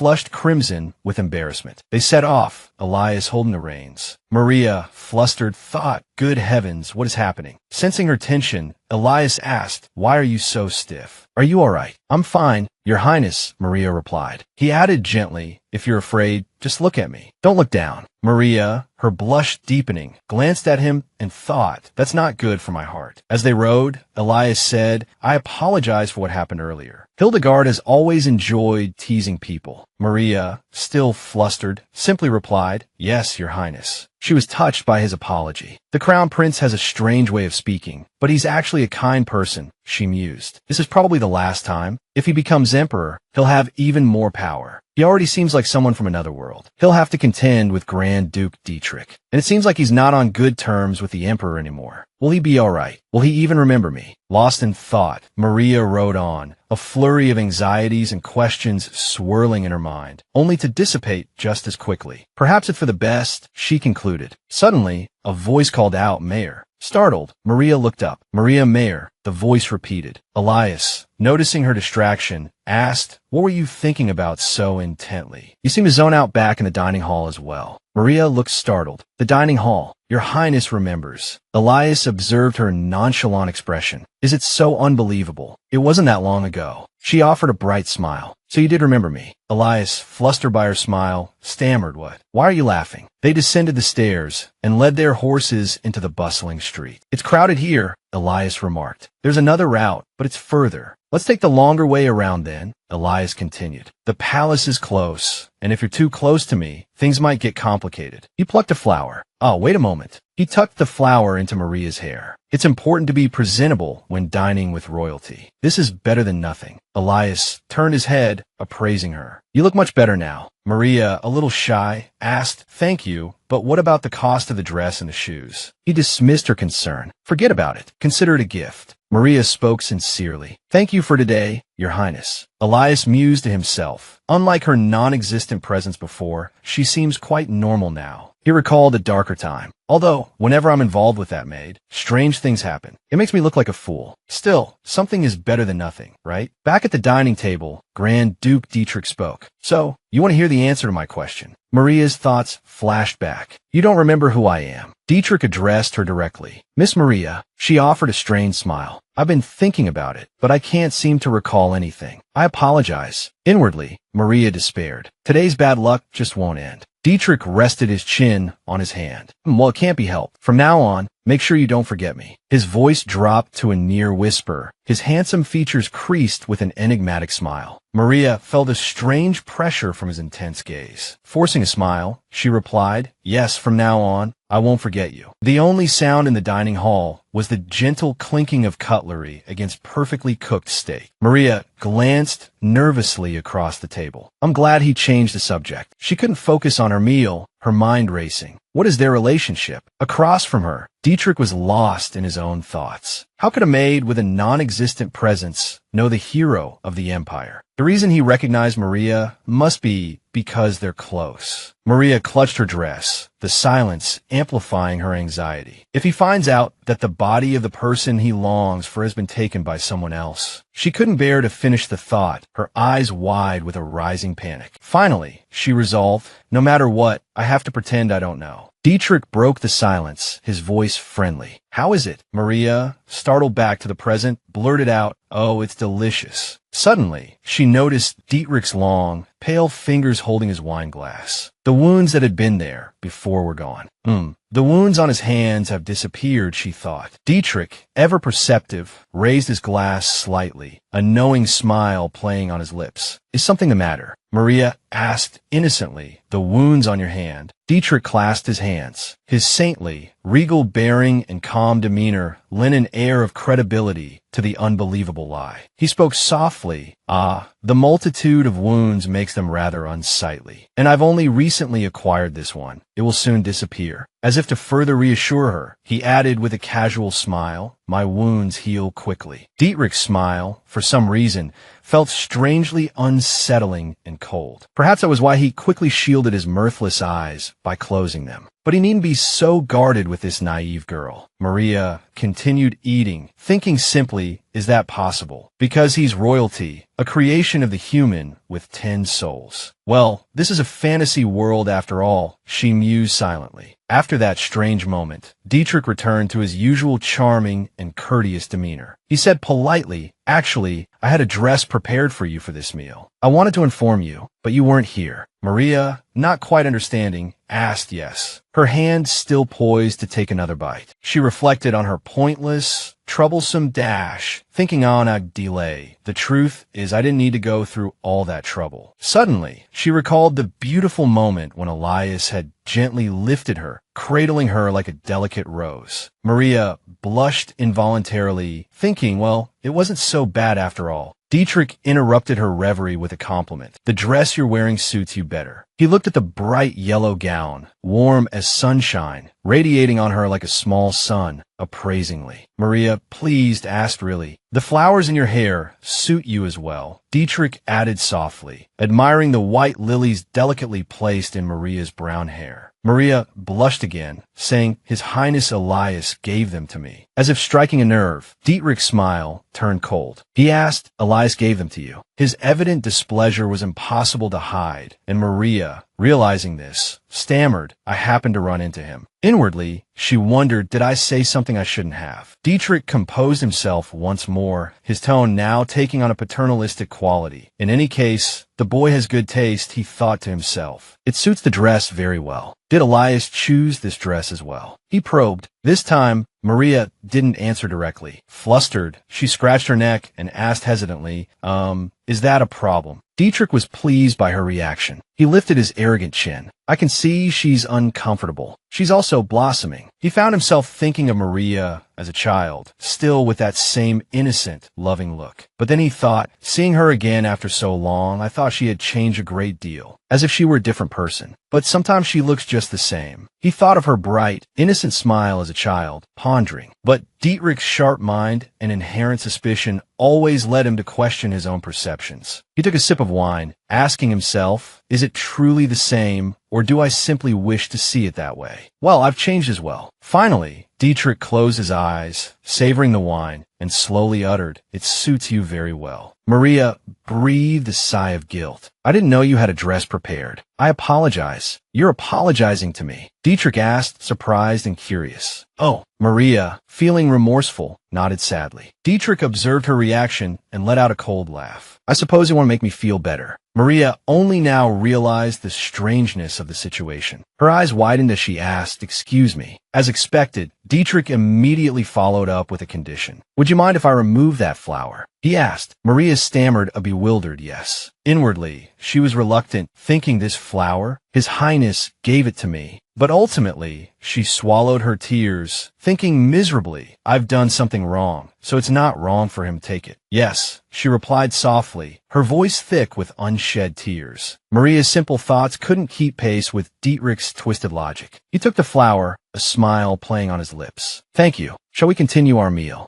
After the meal concluded, Maria finally breathed a sigh of relief. I worried too much, she thought. It was just a normal dinner. Yet, the shame of giving him the flower lingered, twisting her insides. Tears welled up within her. My stomach hurts so much, she cried internally. At least Maria managed to reach one intelligent conclusion. Her face paled as she thought, the Grand Duke's personality isn't good. She wearily recalled his invitation. Let's go on an outing next time. The thought filled her with dread. And he wants to see me again. Does he plan to use that maid? Frank's voice suddenly broke through the tense atmosphere. Dietrich twirled the flower between his fingers, a smile playing on his lips. You noticed Elias's interest in Maria as well, haven't you? He even gave a flower to a mermaid. Isn't that a bit too much attention? He continued to murmur, should we bait the hook further? Let's see if we can lure them in and make them bite. The beautiful flower was crushed mercilessly in his hand, mirroring his intentions. Dietrich gave an order, bring a dress for Maria. A luxurious one, fit for a noble. A thought suddenly surfaced in his mind. It would be better if this unripe first love were forgotten. For me, and for that child as well. Meanwhile, in the study, Elias's voice boomed. I've followed countless people. This is the first time I've failed. Michael said, exasperated. The other knights murmured amongst themselves in curiosity. I can't believe even Michael failed. Lewis, a younger knight, asked, what about you, Henry? I heard you followed the maid's orders. Henry, the one addressed, replied with a sigh, I followed her, but I lost her midway. Even Captain Henry. Another voice exclaimed in disbelief. Elias remained silent on the matter, his brow furrowed as he stared out the window, recalling that day. Actually, that day, I purposely separated from her, he thought, certain of his actions. I've been trying to follow her from the beginning. He remembered the dozens of disguised guards, dressed as commoners, who had failed in their task, and especially the failure of Michael, Henry, and Lewis, 3 elite knights with exceptional skills, who had never let a single assassin slip through their fingers, yet were now outwitted by a maid. Could she be a witch, or a member of the demon race? The speculations continued. Maybe she's an archmage, someone suggested. Lewis immediately retorted, no way. It's been over 100 years since the mages disappeared with their families. Elias cut through the noise. I've given the order. Keep a close eye on her. Understood. The knights responded quickly. Elias narrowed his eyes, his thoughts turning inward. Dietrich has gathered many talented individuals. I can't just watch him amass power within the palace. If that maid is skilled, I must keep her at all costs. He affirmed it. He remembered Phillips on that rainy day, his head throbbing with tension. If only Phillips were here this time. But, unfortunately, she had said, I apologize, Your Highness, but I cannot stay in the Empire any longer. He was lost in thought when a voice called from outside. It's Maria Mayer. I heard you were looking for me. Sharp suspicion flashed across Lewis and Michael's faces. Maria, oblivious to their apprehension, wondered, why have they summoned me? Henry signaled for silence, whispering, I'll open the door. Meanwhile, Michael and Lewis remained wary, as if a monster, not a girl, waited outside. Under the man's hand, the large door slowly opened. Henry peered out, surprised. Why hasn't she entered? He thought, but his surprise quickly turned to shock. Behind him, the maid stood by the window, as if she had materialized there, silent as a ghost. Henry's eyes nearly bulged from their sockets. When did she get in here? He screamed internally. A glint of hostility sparked in Louis's eyes. Deep within him, fear and frustration at Maria's elusiveness boiled over. Ignoring the shouts of restraint, he drew his sword and lunged. Louis. In a flash, he was behind Maria. Louis pressed close, the point of his small sword at Maria's throat. Surprise gave way to terror. What is this? She thought, a silent cry. The cold steel and the icy glare in Louis's eyes sent shivers down her spine. Tears welled up as she stammered, "Help me." Elias's deep voice cut through the tension. "It's all right. Stand down, Louis." He lowered his voice. "My apologies for the rudeness. This is my night, Louis." In an instant, the menacing Louis transformed into a picture of courtesy, sheathing his sword and bowing politely. Maria, regaining her composure, managed a weak smile. "It's quite all right." She politely introduced herself. "My name is Maria Mayer." The first thought that crossed the minds of Elias's knights was, even her name is ordinary. They doubted her apparent simplicity. Michael and Henry murmured to each other, "An alias, most likely." Indeed, an alias, Louis thought, his narrowed eyes gleaming. Even if this is an act, I won't be fooled. Her ability to mask her presence is too strong. But they were giving Maria far too much credit. The reality was simple luck, yet in Louis's eyes, she was a dangerous, cunning creature. Elias finally spoke. "All right, you scoundrel, Grand Duke, you've dined with him, haven't you? You may sit." Though he strove for a calm tone, he couldn't resist a jab at Dietrich. Of course, Maria remained unaware, thinking, did he just call him a scoundrel? She dipped her head politely. "Yes, thanks to you. Thank you." But a nagging feeling told her something was amiss. Even someone as unassuming as Maria finally noticed the strange atmosphere emanating from the three knights. They were watching her intently, almost staring. She stiffened, feeling like a piece of wood. What's with this weird atmosphere? She wondered, forcing a nervous laugh and pointedly avoiding their gazes. Where should I look? She thought desperately, try to escape the awkwardness. Elias, perceptive as ever, followed her gaze and broke the tension. "You like the candles?" he asked. "Ah, they look expensive," Maria replied, her naivete on full display. He was indeed quite perceptive, quickly noticing something odd. "You've worked at Emerald Palace, and now Sapphire Palace. Don't both places have similar things? If you've worked for so long, you should have used them before." Maria, surprised by his observation, asked curiously, "Yes, how did you know that?" Elias smiled gently, the softening of his expression unconscious. "Would you like me to show you what Crystal Palace is like?" Sunlight streamed through the many layers and levels of the castle, and Maria and Elias once again walked in that sunlight, one behind the other. A flicker of emotion crossed Maria's eyes. "We're walking together again," she thought, her mind drifting back to the moment Elias had dismissed his guards. The more she thought about it, the more she blushed. Even the knights were dismissed. "I wonder what he wants to talk about. Is there anything you like?" he asked suddenly, breaking the silence. Whether it was food, material possessions, or ideals, Elias's inquiry held a casual air. Maria didn't quite understand his question, but answered anyway. "Yes, a quiet place," she replied vaguely. Elias suddenly turned towards her, offering a glimpse into his own preferences. "I like being alone." Maria unconsciously fidgeted with her fingers, murmuring shyly, "Yes, I know." With that bland topic exhausted, neither knew what to say next. Elias thought, should I say it now? Maria, equally flustered, thought, what should I say? What is he imagining? Elias pictured himself coolly declaring, "Mayor, will you be mine?" He would run a hand through his hair, flashing a dazzling, inviting smile. Unfortunately, this wasn't just a fantasy. Elias actually did say those words. The only difference was Maria's unexpected reaction. She calmly refused. "You're very kind, but I'm sorry." "What?" "Refused." Elias was stunned, his hands and feet trembling with utter bewilderment. He lowered his flushed face, his usual composure replaced by an endearing awkwardness. Panicked, he thought, she just refused me. Really? Refused. His pride, a fortress built over many years, crumbled. This is the first time a woman has refused me so directly, Elias thought. In an instant, his confusion morphed into childish hostility. He stared at her, thinking, is she one of Dietrich's people? But he hadn't given up hope yet. He continued to coax her. "If you like, I can give you a room in the royal palace." Maria remained firm. "That's not necessary." Elias, on the verge of madness, pressed on. "What about money, power, an army. Anything you want. He laid out generous offers. Maria, of course, didn't believe him. She scoffed internally. Why would he do that for a maid? She seriously emphasized, I don't want anything, because she knew nothing came for free. Elias was losing his mind. He felt dizzy, but he quickly regained his composure, remembering his guards were eavesdropping just behind him. His pride and arrogance, amplified tenfold, prevented him from pleading further. The guard would hear. He could only say, with forced resignation, then I suppose there's no other choice. If you change your mind, let me know. Maria, feeling a wave of relief, quickly asked, Yes, thank you. May I go now? Unfortunately for Elias, the news of the prince being rejected by a maid had already spread. Meanwhile, in the study, the culprit behind the rumor, Louis, forced to kneel and hold a stack of books as punishment, wailed pathetically, I'm sorry, but this is so uncomfortable. Louis, acting like a true child, cried out, how could she possibly refuse His Highness? Elias, inwardly mortified and his face pale as a fish, muttered, Did you tell her ladyship everything? I thought her ladyship could help, Louis replied honestly, picturing the meddlesome nature of the woman in question. Leave it to me, Elias grumbled, understanding dawning on him. Right, that busybody loves to stick her nose in my business. Though, she's not very helpful. That's her ladyship for you. Louis asked anxiously, but how did the story of a confession get twisted into a marriage proposal? The rumor has even reached the foreign emissaries. How far has it spread? Elias scowled, thinking of Maria. Regardless of how many marriage proposals are being talked about, why does it have to be that maid? Though he knew Maria was suspicious, he recalled her ladyship's advice. You could marry her and bring her to your side. A flicker of interest sparked in his eyes. He narrowed them, asking, what was Meyer's reaction? Michael reported honestly, based on his observations, nothing unusual, Your Highness. And Dietrich, Elias pressed. Michael recalled Dietrich's persistent bothering of Maria. The Grand Duke himself continues to pester her, Your Highness. Michael offered his assessment. He might know she's the one in the rumor. Elias imagined the unfolding love triangle, a shiver running down his spine. It sounds like we're fighting over a mere maid. Elias thought warily, this could be the Grand Duke's scheme, but I refuse to let him get one over on me. Meanwhile, Maria was having tea with Dietrich. I wanted to enjoy this fine tea with you, Dietrich said smoothly. Maria replied stiffly, ah yes. Looking at the delectable sweets on the table, Maria calmly took a sip of tea. How do you find the taste? Dietrich's voice came from across the table. Yes, it's very good, Maria replied with a robotic smile, while inwardly thinking, I don't know, it's actually quite hot. Dietrich chuckled softly. Come to think of it, Maria, you never say you dislike anything. Maintaining her strained smile, Maria thought, is it okay to be running around like this? The prince's coronation is coming soon. She remembered the glittering gold dress from before and inwardly groaned. If it weren't for the dress I wore last time, I would definitely run away. But Maria was nothing if not simple and straightforward. She decided to cope by simply not caring. Taking a large bite of cake, she told herself, never mind, just eat. The sweetness quickly filled her mouth, a genuine smile finally blooming on her face. Delicious, she murmured. Dietrich, chin resting on his hand, watched her with amusement. She eats well, even though she's clearly uncomfortable. Dietrich wouldn't let Maria be. He continued the conversation. Have you heard? He asked. There's an interesting rumor spreading throughout the palace. Maria flinched slightly, her momentary joy extinguished. Her face fell like a soggy biscuit. If it's that story, have you heard? Prince Elias confessed his love. It's been the talk of the maid's quarters for days now. Is it true? Which lucky girl? A curious maid inquired. Maria tensed, thinking he doesn't seem like the type to confess first. Her hand, wiping down a table, faltered, her knuckles aching. Her face froze as a bitter feeling washed over her. Dietrich's voice startled her back to reality. I heard the lucky lady is a maid.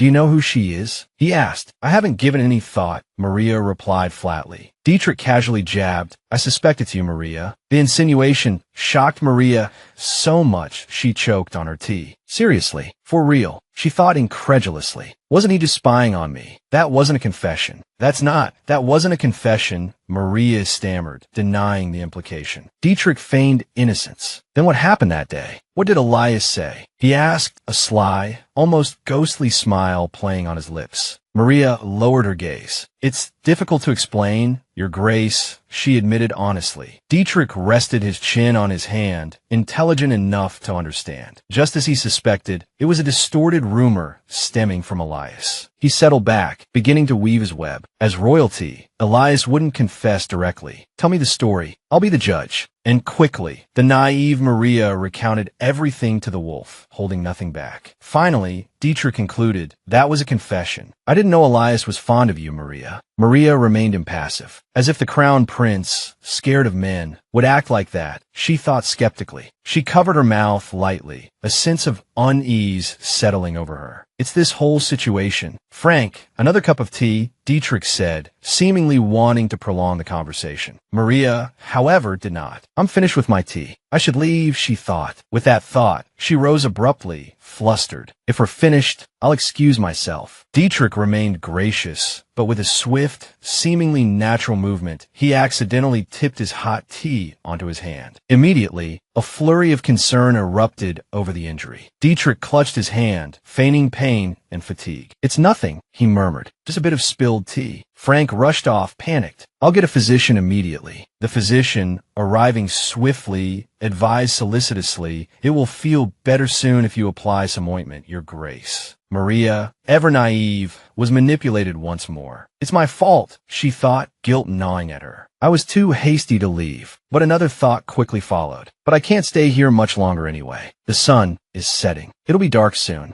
Your Grace, Maria spoke up, I'll return to my duties now that you've been attended to. Guilt laced her voice. I'll be more careful. I truly apologize. Dietrich maintained his gentle demeanor, smiling. It's all right. I kept you for too long. Then please take care. Maria began, but was interrupted by Dietrich crying out in apparent pain, his voice weak. Your Grace. The physician exclaimed in alarm. Frank quickly knelt, his voice laced with worry. Are you all right, Your Grace? If anything were to happen to your right hand. Maria felt a flicker of doubt. They said it wasn't serious, but her kind heart was quickly swayed. But what if something is wrong? Maria shuddered, imagining the grim scenario of being beheaded and cursed for injuring the hero's hand. Dietrich's voice echoed in her ears. It doesn't hurt that much. You can go. Confused, Maria asked, Are you sure you're all right? Dietrich smiled and waved his hand dismissively. Well then, if you'll excuse me. Maria politely closed the door. The moment it clicked shut, Dietrich said, I didn't think she'd fall for it so easily. Frank, naturally seeing through the charade, asked, Is it all right to let her go like that? Don't we want more information from the prince's side? Dietrich calmly removed the cumbersome bandage. It wouldn't be any fun if it ended now, would it? He said slyly. If you want to use someone, it's better to keep them dangling, right? And that was precisely his plan. Day after day, the bandaged wound didn't heal. In fact, it seemed to worsen. This was directly proportional to the growing dark circles under Maria's eyes, brought on by worry. She fretted internally. Didn't he say it would heal quickly? What if it's really infected? What will happen to me if I'm accused of harming a member of the royal family? She decided to play her final card. Lowering her head, she said in a clear voice to the man before her, Please, let me be your personal maid. I will do anything you ask. Beside him, the doctor wrung his hands in despair, muttering, Why isn't it getting any better? Maria silently added in her mind, So please spare my life. Dietrich smiled benignly. He waved his injured hand dismissively. You don't have to do that. But if I wanted to apologize, could I ask you for a small favor? Yes, Your Grace, Maria replied with a haggard face. A glint of triumph flickered in Dietrich's eyes. Good, he said, a smile playing on his lips. Then listen closely. Leaving Dietrich's room, Maria racked her brain. This felt like déjà vu. The Grand Duke claimed he had no intention of fighting the prince, but the Emperor wanted the Grand Duke to inherit the throne. That was the real problem. Knowing this, Prince Elias continued to threaten the Grand Duke's life. She recalled Dietrich's sorrowful expression as he'd said, I don't want my nephew's blood on my hands. He was telling the truth, she reluctantly admitted. But in the end, she had to acknowledge the reality. Prince Elias had sent assassins, and Dietrich was already making his move. He'd asked her, keep an eye on Elias. If he does anything suspicious, let me know. Maria wrung her hands, agonizing. How did I become a spy? Finally, deflated, she thought, well, it's better than being dead. Despite her resolve, she couldn't help but wonder, if he doesn't want to fight, why doesn't he just go back north? She'd thought their relationship was harmless, that neither would cross a line. Who could have predicted it would end with him giving her that disarming smile? and saying, "Accept it," effectively throwing her into the deep end. Frustrated, she thought, "What do you mean, accept it? I know you've pulled this before." Maria steeled herself. "Well, I have no choice but to be careful." She knocked on Elias's door. Inside, his 3 guards stood at attention, wary. With newfound determination, she announced, "I've come to accept your previous offer. I will become yours, Your Highness." Maria looked directly into Elias's eyes, reiterating, "I will become yours, Your Highness." Alice, overhearing this, froze, a wave of discomfort washing over her. Elias, intrigued by Maria's sudden boldness, asked, "Why the change of heart?" "Honestly, I don't want to carry this burden," Maria explained. "I don't have time to think about your sudden request. I don't want to get caught up in the war for the throne." Elias's eye twitched a few times. "So, you're saying you do want to?"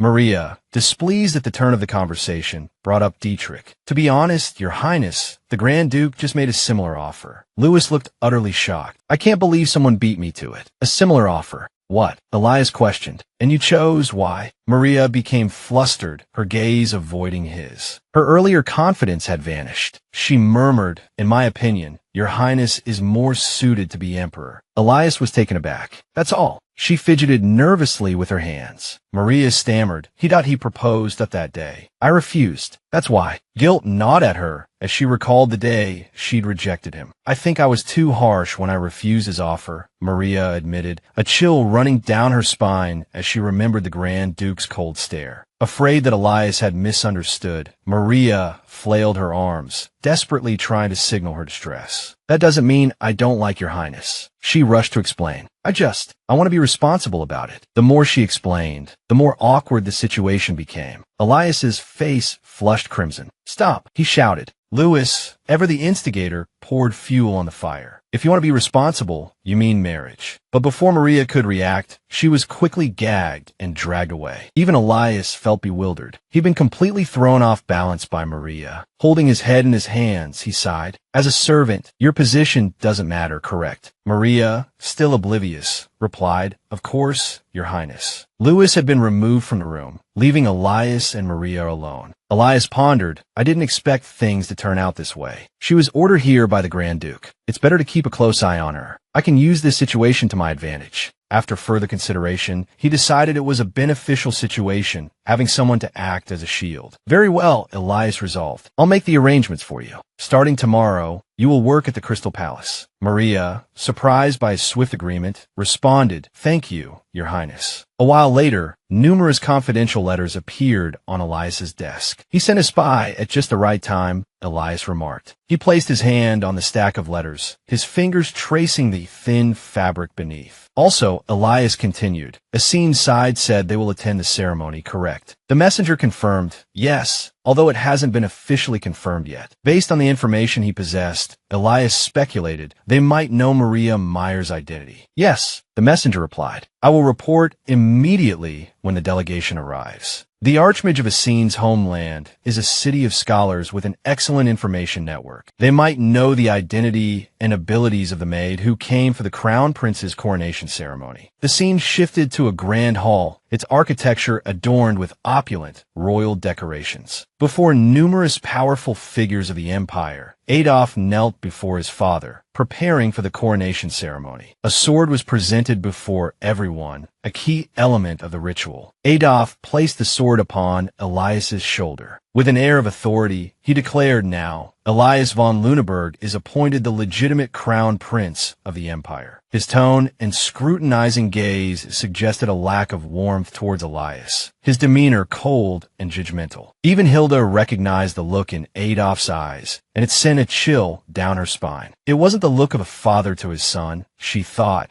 but something closer to the gaze one might reserve for an enemy. Adolf sighed, his attitude towards Elias clear. He lowered the sword and, leaning close, whispered something to Elias that only the two of them could hear. Elias grasped the blade, a subtle curve playing on his lips. Hefting the sword in his hand, he noted that compared to Dietrich's, it seemed a lesser thing. Taking the offered sword, Elias stood tall and presented it for all to see. The coronation ceremony was complete. The celebration began. music and song echoing through the palace. The joyous clamor swelled, and the young men and women present began to mingle and flirt. Amidst the throng, Princess Alicia cried out, her hands fluttering in distress. My necklace! My necklace is gone. It was my mother's." A servant rushed to soothe her, but the attention of the guests had already been drawn. Whispers rippled through the crowd. "Isn't she the princess from the kingdom of Idavesa, that impoverished nation?" Elias, witnessing the chaotic scene, clutched his head in frustration. "Why?" he groaned. "Why does this have to happen during my coronation?" He turned to Henry. "Find the culprit. Immediately." "Understood, Your Highness," Henry replied. After a frantic search, Henry returned, his face pale. "Your Highness," he stammered, "the thief who stole Princess Alicia's necklace has confessed." The speed of the confession unsettled Elias. "So quickly. Tell me everything." But Henry hesitated. "Well, about that." Henry lowered his voice. "I believe it's related to that maid, Your Highness." Elias's eyebrows shot up. "Maria Mayer. This is difficult to explain." Henry glanced at Michael, pleading for assistance. "Michael, explain what happened." With his usual flair for dramatic embellishment, Michael quickly launched into his account. "I overheard it while I was outside the window, keeping an eye on the Grand Duke. I couldn't hear clearly because the window was closed, but they witnessed a maid subdue the necklace thief. Misinformation number 1. The maid came up behind the woman and brandished a weapon. In Michael's imagination, Maria held a blade to the thief's throat. The reality was that Maria, while cleaning, had encountered the woman with the necklace. She'd simply asked, "Excuse me, could you please step aside?" Misinformation number 2. She used some sort of advanced stealth technique to frighten the culprit. Michael envisioned Maria using some sort of mystical ability to apprehend the thief. "Where are you looking?" he mimicked, deepening his voice. "I'm right here." In truth, Maria had moved so quickly she'd momentarily disappeared from her line of sight, startling the woman, who was wearing a purple dress. "Where did she go?" The woman had whispered, only to have Maria reply, "I'm right here. Is something the matter?" One of the culprits pointed at the maid. Michael continued, said it was her, the one with the black stockings. Misinformation number 3. She's an assassin, skilled in espionage and murder. The woman in purple had cried, desperately trying to shift the blame. She must be the crown prince's assassin. Maria's protests, "I'm the crown prince's maid," went largely unheard. They rushed forward, presenting the necklace to Maria. Kneeling, they pleaded with us to return it to her. Maria stood frozen, utterly bewildered. "My whole life, I've never needed it." Henry thought, if what you're saying is true,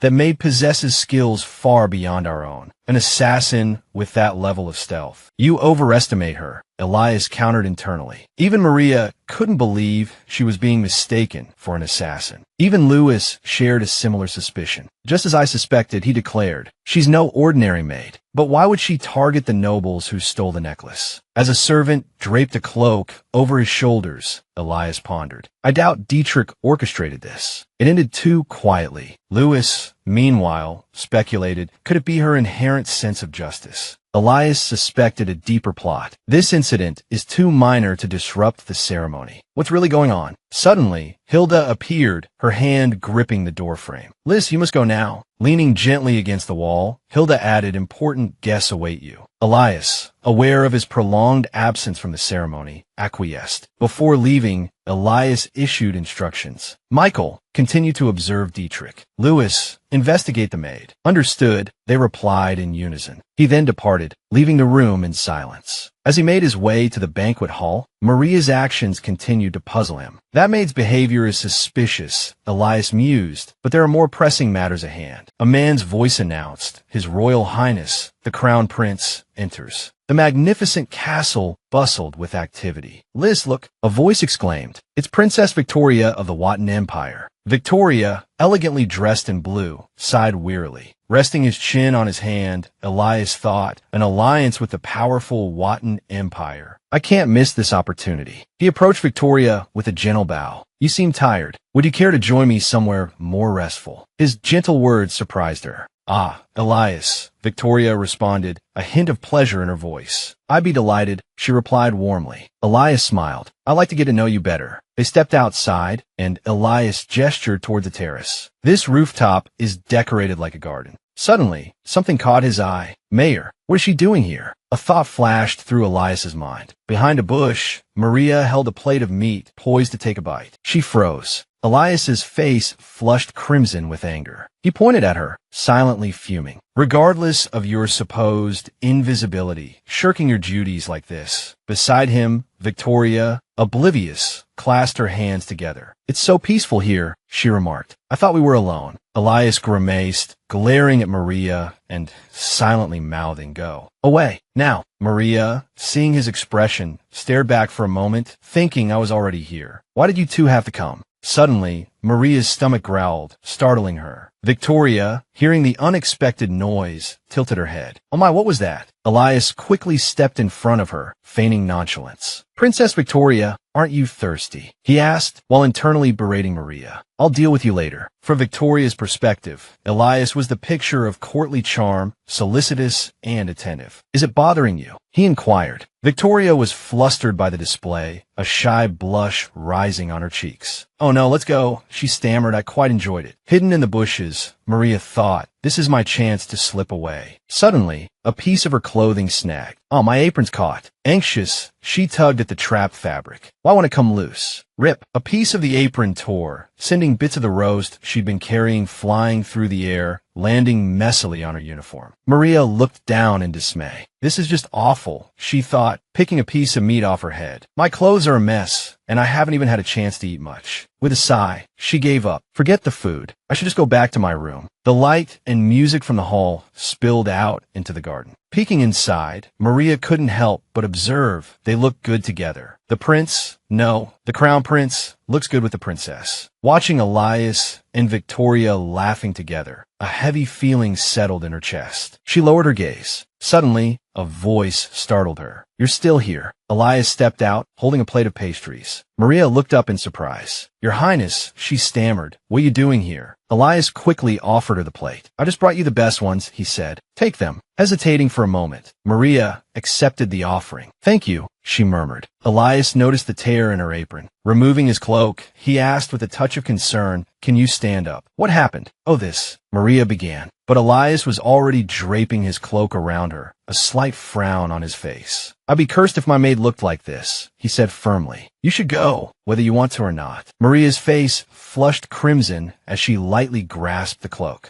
Looking up, she offered a bright smile. Thank you, Your Highness. Elias's face, in turn, flushed red. Why are you smiling? He blurted. Bacon is better than dancing. What am I even saying? Under the starlit sky, their voices mingled in the night. Back in his room after the festivities, Elias pondered, why did I show such unnecessary kindness to that maid? Suddenly it struck him. He slapped his hand against his forehead. That's right. She has eyes like a calf, and she's so thin, I felt sorry for her. The image of a golden calf with large, innocent eyes popped into his head. I want to eat. Then Maria's smiling face appeared. Thank you, Your Highness. Elias touched his neck, murmuring, she's quite pretty when she smiles. Realizing his train of thought, he froze, then slapped himself hard across the face. Snap out of it. You know that Maid is suspicious. Hilda, seeing his reddened cheek, asked curiously, did the princess slap you? His cloak slipped from his shoulders. Elias, one side of his face now swollen, grumbled, I don't know. A bright, gentle morning. A hand adorned with an expensive ring rested on a doorframe, accompanied by a weary sigh. I am exhausted.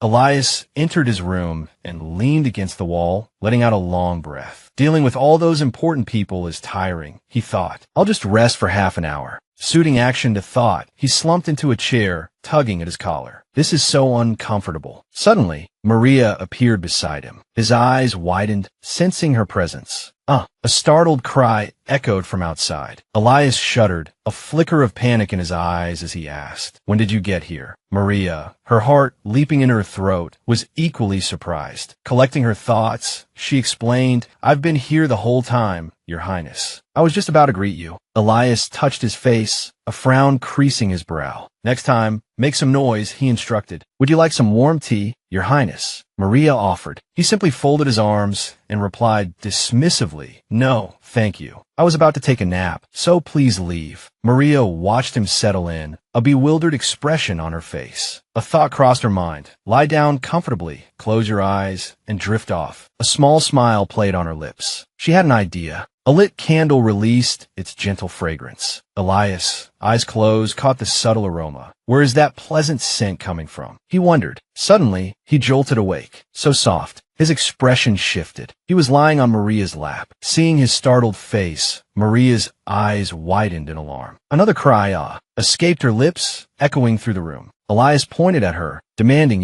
what are you doing? Maria stammered, raising her hands defensively. It happened again. This is too long to explain, Your Highness. Explain. Maria thought, her mind flashing to the scented candle. Good thing I kept it. Scented candles are a must-have for when someone's tired. She held the candle, then heard Elias exclaim, hot. He sat up, tugging at his coat. Maria watched, puzzled, struggling. Struggling with what? What is he doing? He flung his coat towards her. Maria, startled, just managed to catch it. Her face crumpled in confusion. She lit the scented candle with a match, the fragrance immediately filling the air. Taking a nearby fan, she gently fanned Elias as he settled back down. He murmured softly, his head lolling to the side. His body began to tip towards Maria. She stopped fanning and reached out. Hey!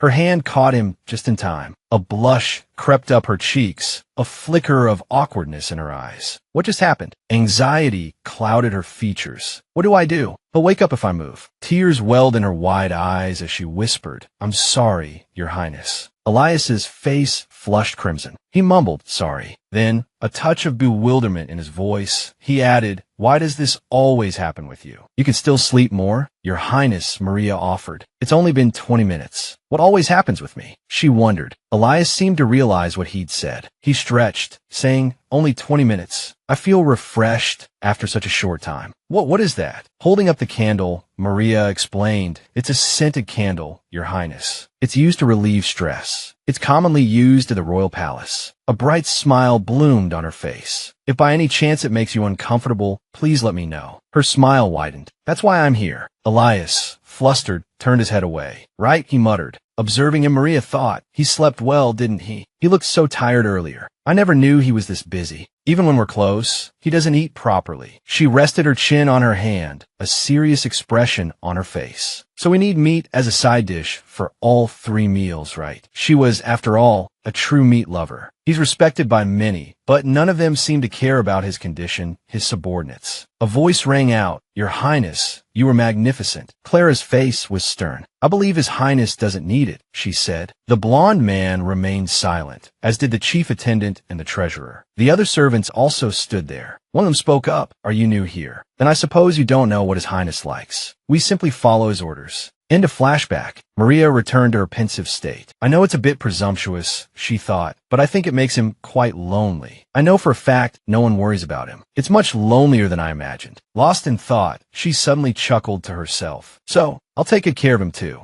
Having resolved this, Maria replied, I'll bring you a drink, Your Highness, since your voice sounds a bit hoarse. Elias calmly replied, all right. Watching Maria withdraw, Elias couldn't help but think, she works better than I thought, knowing what to do without asking. She also cleaned up, and there's no sign she touched any documents. I purposely left things messy, yet she didn't even touch them. Finally, he looked over everything and considered it all. With his hand resting against his cheek, he continued to question himself, is it necessary to keep observing her? If not, sunlight streamed through the castle corridor. A blonde-haired man, Dietrich, called out to Maria with a smile. Maria, it's been a while since I last saw you. I missed you. Maria looked back in surprise. Ah, yes, it has been a while. He continued to smile amiably. I want to talk to you. You're not going to say you're busy, are you? Her eyes widened slightly, realizing Dietrich's purpose had finally arrived. I knew I should report the situation to him, but who would have thought he'd come here himself? This is enemy territory for him. Maria stopped her internal lament and finally answered, no, I have time. Maria glanced back at her broom and bucket. I'll just put these away and be right back. Suddenly, Dietrich snatched the broom from her hand. Is that so? Let me put them away for you. Where do you want them? His abrupt action startled Maria, and she stammered, no, I'll do it. Frank, seeing this, rushed forward and quickly retrieved the broom from Dietrich. I'll take care of it, Your Highness. Maria, one eye wide with disbelief, thought, what is this chaotic mess? Her voice laced with anxiety. She said, what if someone sees us? Dietrich, seemingly ignoring her, chuckled. You always say the Grand Duke is so kind. Don't you think so, Maria?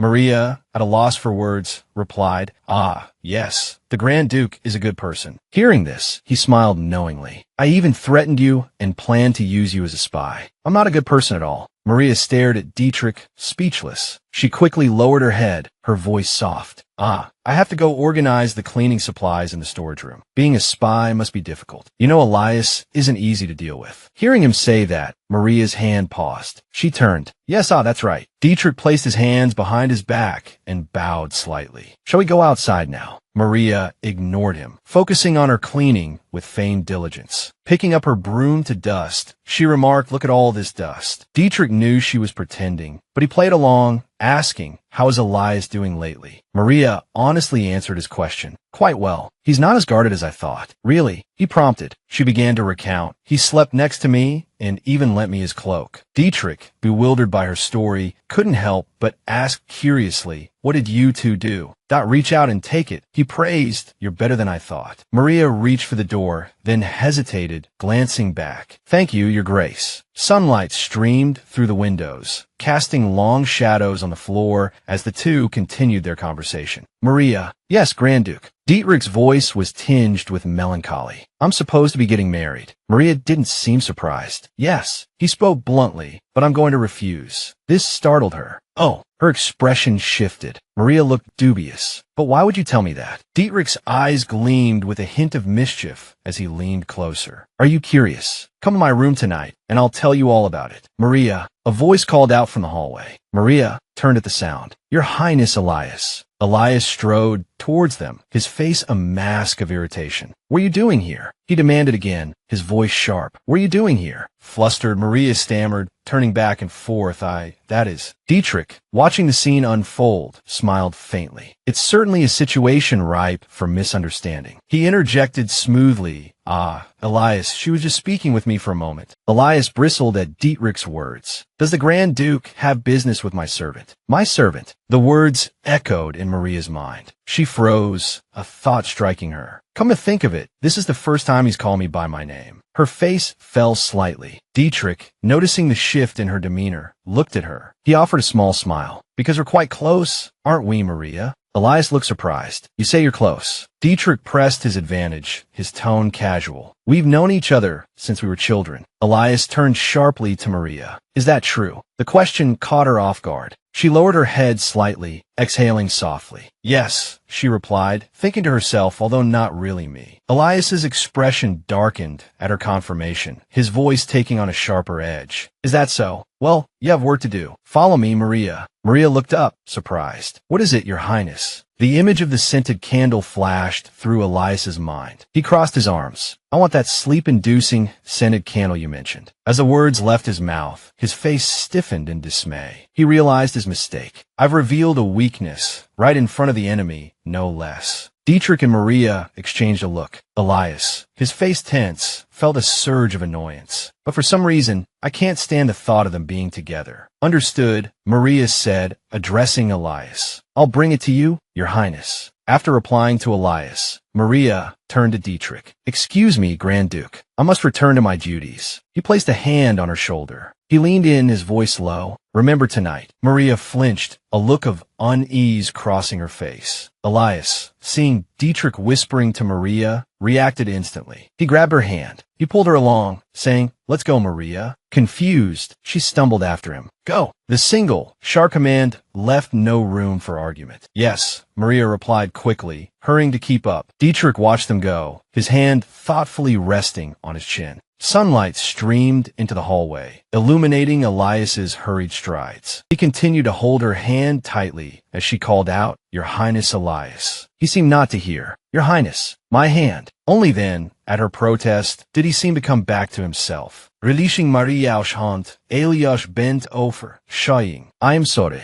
Does it hurt?" Maria looked at him. "I'm all right, but I'm worried we'll be seen." He paused, then looked up. "What did Dietrich say to you just now?" Maria responded indifferently, a look of distaste on her face. "Nothing important. He just asked to see me again." Elias snapped, irritated. Why did he have to whisper like that? His expression hardened. Getting close to that emperor-backed scoundrel isn't a good idea. The emperor is arranging a marriage for him. The image of Emperor Adop flickered in his mind. Neither hurried nor hesitant, Maria bowed her head. "Yes, I apologize." Elias felt a pang of guilt and looked away. "No need to apologize. I didn't say that to make you feel bad." He grasped the door handle. Come inside. Maria suddenly remembered something. Oh, right. You go in first. I'll bring the scented candles. All right. Inside Elias's chambers, he sank back into a chair and exhaled, a troubled expression on his face. The scented candles were just an excuse, he muttered to himself. Anxiety creased his brow as he pictured Dietrich's confident smirk. Why did I do that? He thought. Now that he knows, Dietrich will surely make a move. The memory of Dietrich's words, "Remember tonight," echoed in Elias's mind. He continued to brood. I'd heard she was a spy, but it seems their relationship is deeper than that. You seem to have heard everything. What is this familiar feeling? No way. Jealousy. Me. Over that maid. Maria's image surfaced in his thoughts. Elias slammed his face onto the table, as if trying to jolt himself awake. Get a grip, he thought. The door creaked open. Maria entered, looking startled. I heard a loud noise. Are you all right? He slowly lifted his head. Seeing the swelling on Elias's forehead, she gasped. Your Highness, your forehead. Her worry escalated into a cry. There's a bump on your handsome forehead. Elias, seeing her overreaction, said calm down. He gestured to a basin of water on the table. I don't think this is necessary. Maria wrung out a damp cloth, then looked up at his scowling face and the swollen bump. But it might look strange to others. A naive thought struck Maria. Did you try to catch a bee with your forehead? Elias, speechless, simply stared at her. She covered her mouth, giggling. I apologize. Maria continued to laugh, her body shaking. He touched his forehead, letting her have her amusement. Laugh all you want. This is strange, he thought, this uncomfortable relationship. He glanced at Maria. But whenever I'm with Maria, I find myself relaxing without realizing it. I've never fallen asleep around anyone else. I've also never been this lenient with someone I believe to be suspicious. A flurry of thoughts raced through his mind as he watched her, still chuckling over his injury. Finally, he settled on a different line of reasoning. Could it be because of her unassuming presence? Maria gently pressed the cloth to the swelling. Please keep this on, even if it's uncomfortable. Still struggling to contain her laughter, she added, I apologize, Your Highness. Elias held the cloth in place, sighing. Forget it. How can I keep this on when you're laughing like that? Returning to her usual cheerful demeanor, Maria beamed. Elias, Your Highness is very kind. Elias froze, stunned. Me, kind. He stammered, incredulous. Clutching a handkerchief in his hand, he questioned her with suspicion. Haven't you heard the rumors about me? The rumors about me undermining my siblings, about the cold-blooded prince. Maria froze, the realization hitting her like a physical blow. Oh, right, she'd completely forgotten. Mortified, she thought to herself, he sent assassins after his uncle, defied his own father, and isn't even kind to his own servants. The image of Elias's furious outburst at a servant, can't you do anything right, flashed vividly in her mind. But Your Highness, Maria interjected, holding up a hand,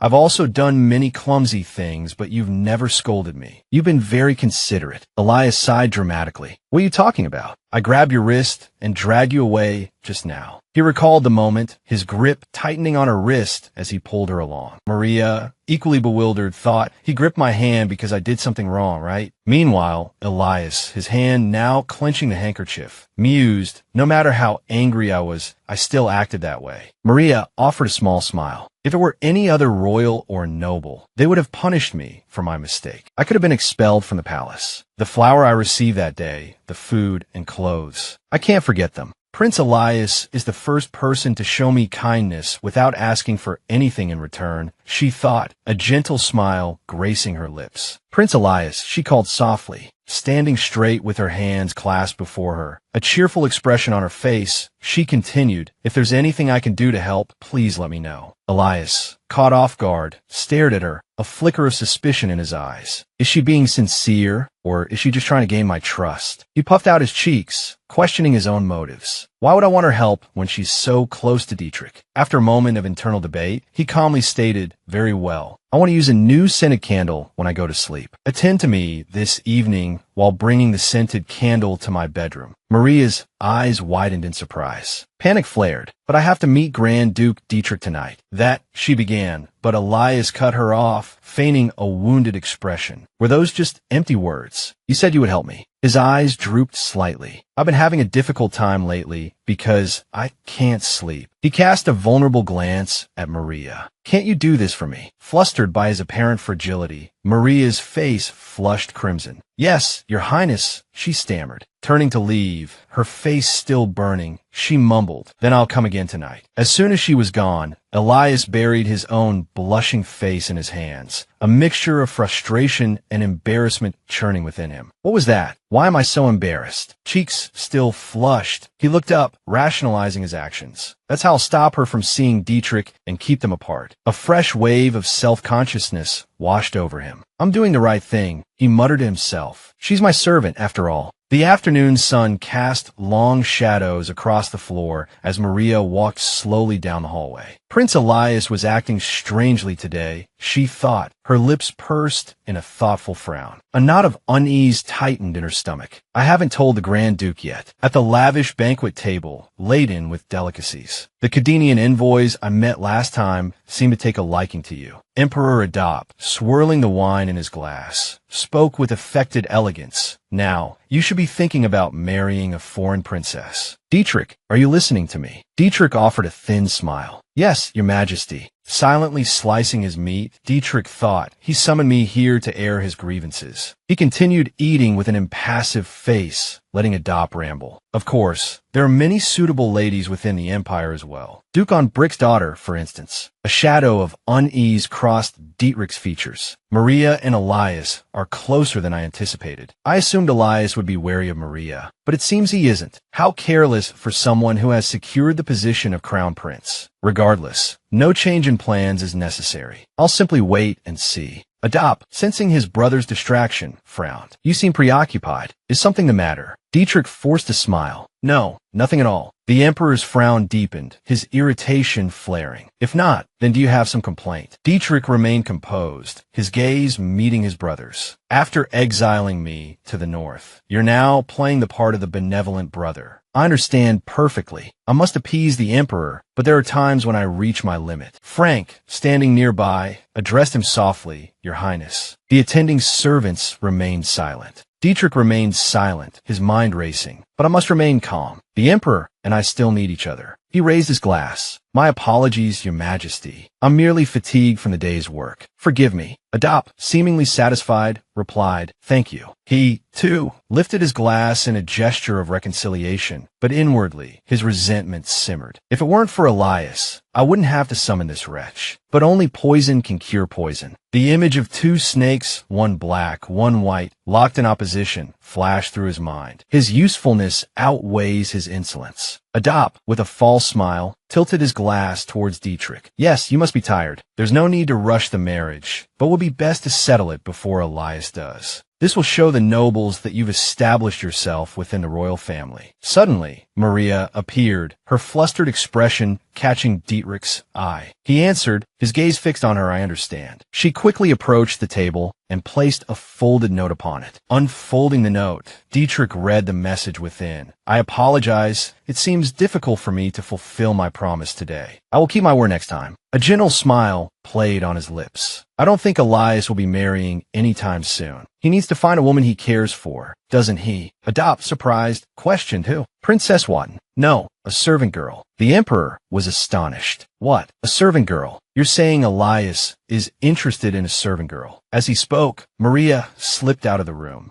A look of cunning malice spread across Adop's face. Huh, just like his mother, always fond of straying from the path. The image of a shadowy, indistinct woman, Elias's mother, materialized in his mind. He pressed his advantage. How can I let such an opportunity pass? Send an envoy to Cadenia. Dietrich called out, Your Majesty. He swiftly picked up the note from the table, a smile playing on his lips. I'll handle my own marriage. You needn't concern yourself. Outside the dining hall, in the sliver of light filtering through the doorway, Maria paused, wondering, did he see the note? Song quickly left, her mind racing with the thought, I have to hurry back with the scented candle. Pausing at Elias's door, Maria hesitated. What should I do? Should I go back? Although she told herself she was only there to serve him, a flicker of anxiety remained. A man and a woman spending the evening together in a single room is a little. Her thoughts began to spiral, and she mentally chided herself. No, why am I thinking such strange things? The memory of that moment, of Elias's slightly flushed face and hesitant voice asking, "You can't," sent a blush creeping up her own neck. As expected, I should have refused. She scolded herself again. Stop thinking about it. Remember, I can't refuse. Suddenly, a familiar, gentle voice called out Maria. Confusion rippled through her. He always calls me Mayor. Why did he suddenly use my real name? It was a name she still wasn't used to, even after more than a year. But when His Highness Elias says it, it feels like it truly is my name. Elsewhere, hurried footsteps echoed through the palace corridors. It was Louise, rushing along, her heart pounding with the fear of having overslept. I had to report something, and I overslept. She spotted a figure ahead, Maria, but didn't recognize her. Mistaking her for an assassin, Louise drew her sword. Only when Maria saw her and called out, "Lady Louise." Did the knight pause? Louise stared, bewildered. "Mary Mayor, what are you doing here so late?" Maria murmured to herself, "Mary." Before replying, "His Highness summoned me." Louise frowned, suspicion clouding her features. "His Highness? Why?" Maria stammered, unable to think of a suitable excuse. Well, that's... She knew she shouldn't reveal the truth. I can't just say he has insomnia, can I? Her hesitation only fueled Louise's suspicion. "Why won't you answer? Don't tell me you're here to assassinate His Highness. What's your real identity? I bet 50 gold pieces you're a mage. Just tell me you're a mage." Louise's intense expression made Maria shrink back. "I'm just a regular servant girl." Louise fumed. Why would His Highness summon a servant girl at this hour? Suddenly, she stopped questioning and pushed open the door. "Forget it. I'll confirm it with His Highness myself." Maria's heart leaped in her throat. "Lady Louise." Inside the room, Elias looked up from the documents in his hand, his gaze shifting between the two women. "Mayor, why is Louise with you?" Before Maria could answer, Louise launched into a hurried explanation. "I heard your Highness summon Maria Mayor, but I couldn't believe it. Who would believe your Highness would summon a grown woman to his bedroom in the middle of the night? He summoned me for work," Maria thought indignantly. Elias spoke up, his voice calm. "That's right. I summoned Mayor. You can leave now." Louise's eyes widened in surprise. "Huh, really?" He frowned at her. "And I'll say it again. It's Maria Mayor, not Mary Mayor. Next time, don't act so rashly towards Mayor." Louise's shoulders slumped. "Yes, your Highness." As Louise dejectedly left the room, Maria spoke softly. "I apologize for taking so long." Elias sighed, not wanting to scold her further. "All right, why were you late? Light the candle quickly." Maria quickly lit the candle beside him. Watching her, Elias thought to himself, what was I thinking, summoning Maria here? Caught by Louise. The rumors will start soon. Elias buried his face in his hands, frustrated. Louise was the second person on his list of people he absolutely did not want to be seen with. As the candle was lit, it emitted a dreamy, purple light that filled the room. Maria spoke softly, "Your Highness, everything is prepared. You may now retire to bed."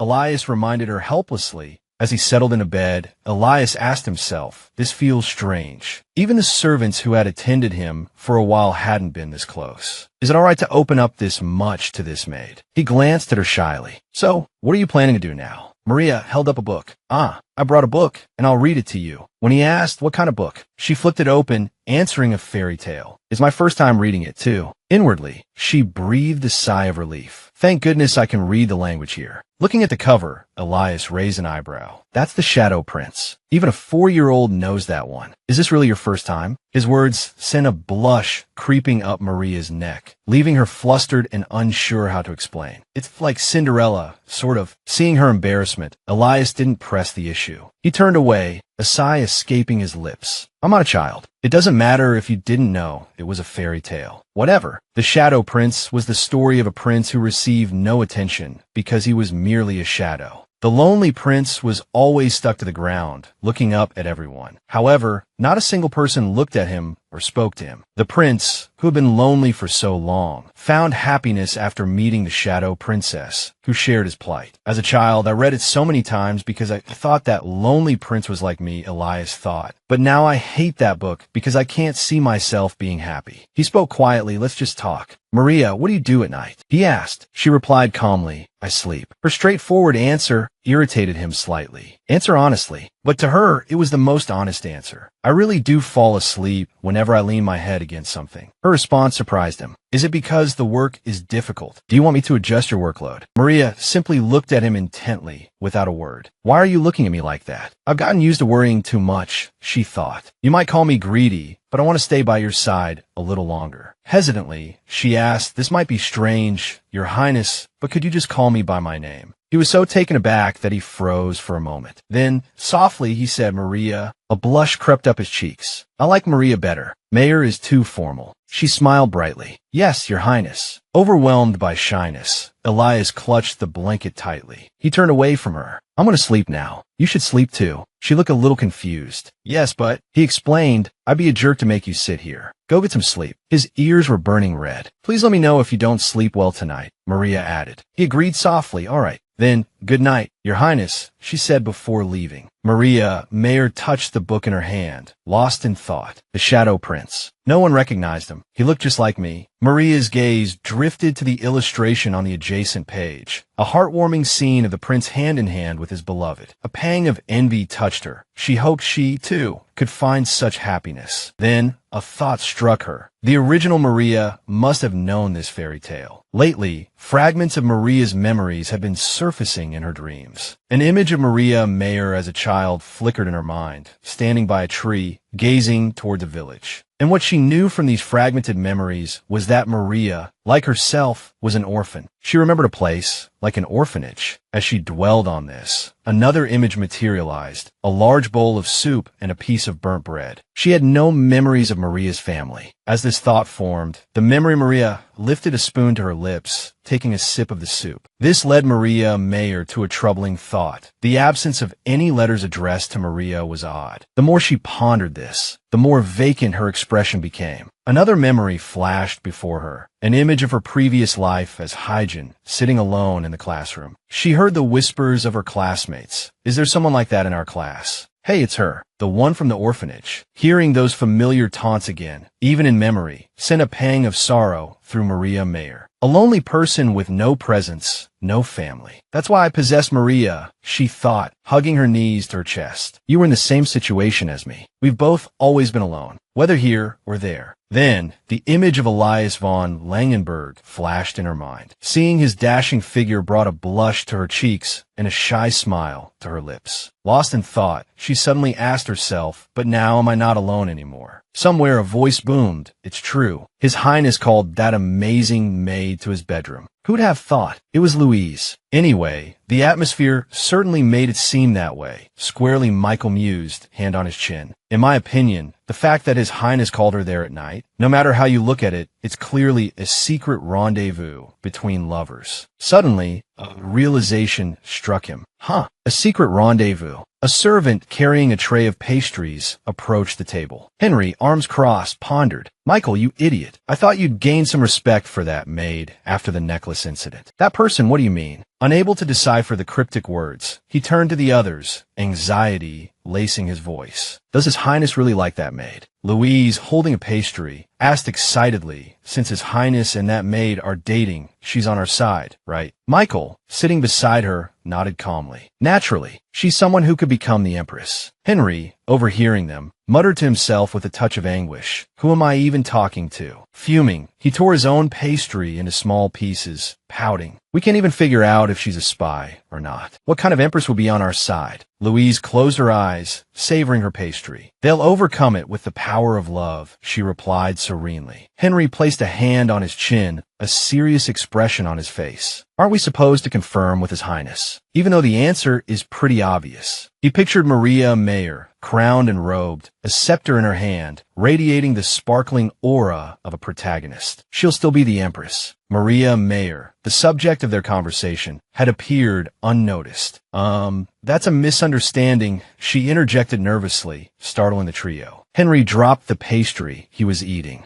He yelped. Henry, Louise hissed. Control yourself. Louise stared at Maria, stunned. Oh, how long have you been there? Maria felt a pang of hurt and annoyance. How long have you been there? Since you ate the muffin I gave you, she thought bitterly. Aloud, she said calmly, the head maid asked me to bring you refreshments. Louise looked down at the half-eaten pastry in her hand, bewildered. Refreshments? When did I get a muffin? This is crazy. Maria bristled inwardly. Didn't I tell you I'm not a magician? Suddenly remembering something, Louise stood up, her expression worried. Oh, right. I apologize for yesterday. Maria, surprised, simply replied yes. I called you the wrong name and acted rudely. Louise continued, recalling her outburst from the previous day. Maria smiled. It's all right. I wasn't offended. Louise looked doubtful. Really? Maria's smile widened. Yes, really. Louise rushed over and clapped Maria heartily on the back. You're a good person, aren't you, Maria? It's so weird that I couldn't remember your name. Can I call you Mia? You can call me Lulu. She clapped Maria's back again, making her wince. That hurts, Maria thought. Michael pulled out a chair for Maria. Here, have a seat, he said kindly. Henry chimed in. I'll get you some tea. Maria, observing their behavior, was impressed. I heard everyone here is highborn, but they treat a commoner like me with such kindness, without any discrimination. This is a place where social status matters, but Prince Elias and those around him seem different. If Prince Elias becomes emperor, this empire might actually achieve equality. The thought of Elias made her curious. I wonder if His Highness slept well last night. The palace, silent for so long, buzzed with activity after the coronation of the young Empress Margaret. After her divorce and departure from the empire, she had returned, ostensibly to offer congratulations to the newly crowned Elias. But her appearance seemed to carry an unspoken message. She arrived in a crimson gown, fan in hand, her face lightly painted, yet still radiating an aristocratic air. Though she had been gone for some time, whispers still circulated within the palace walls. Some claimed she had manipulated her own children, the third princess and the fourth prince. Others, however, insisted that the events surrounding their downfall were orchestrated by Elias himself. He had, they said,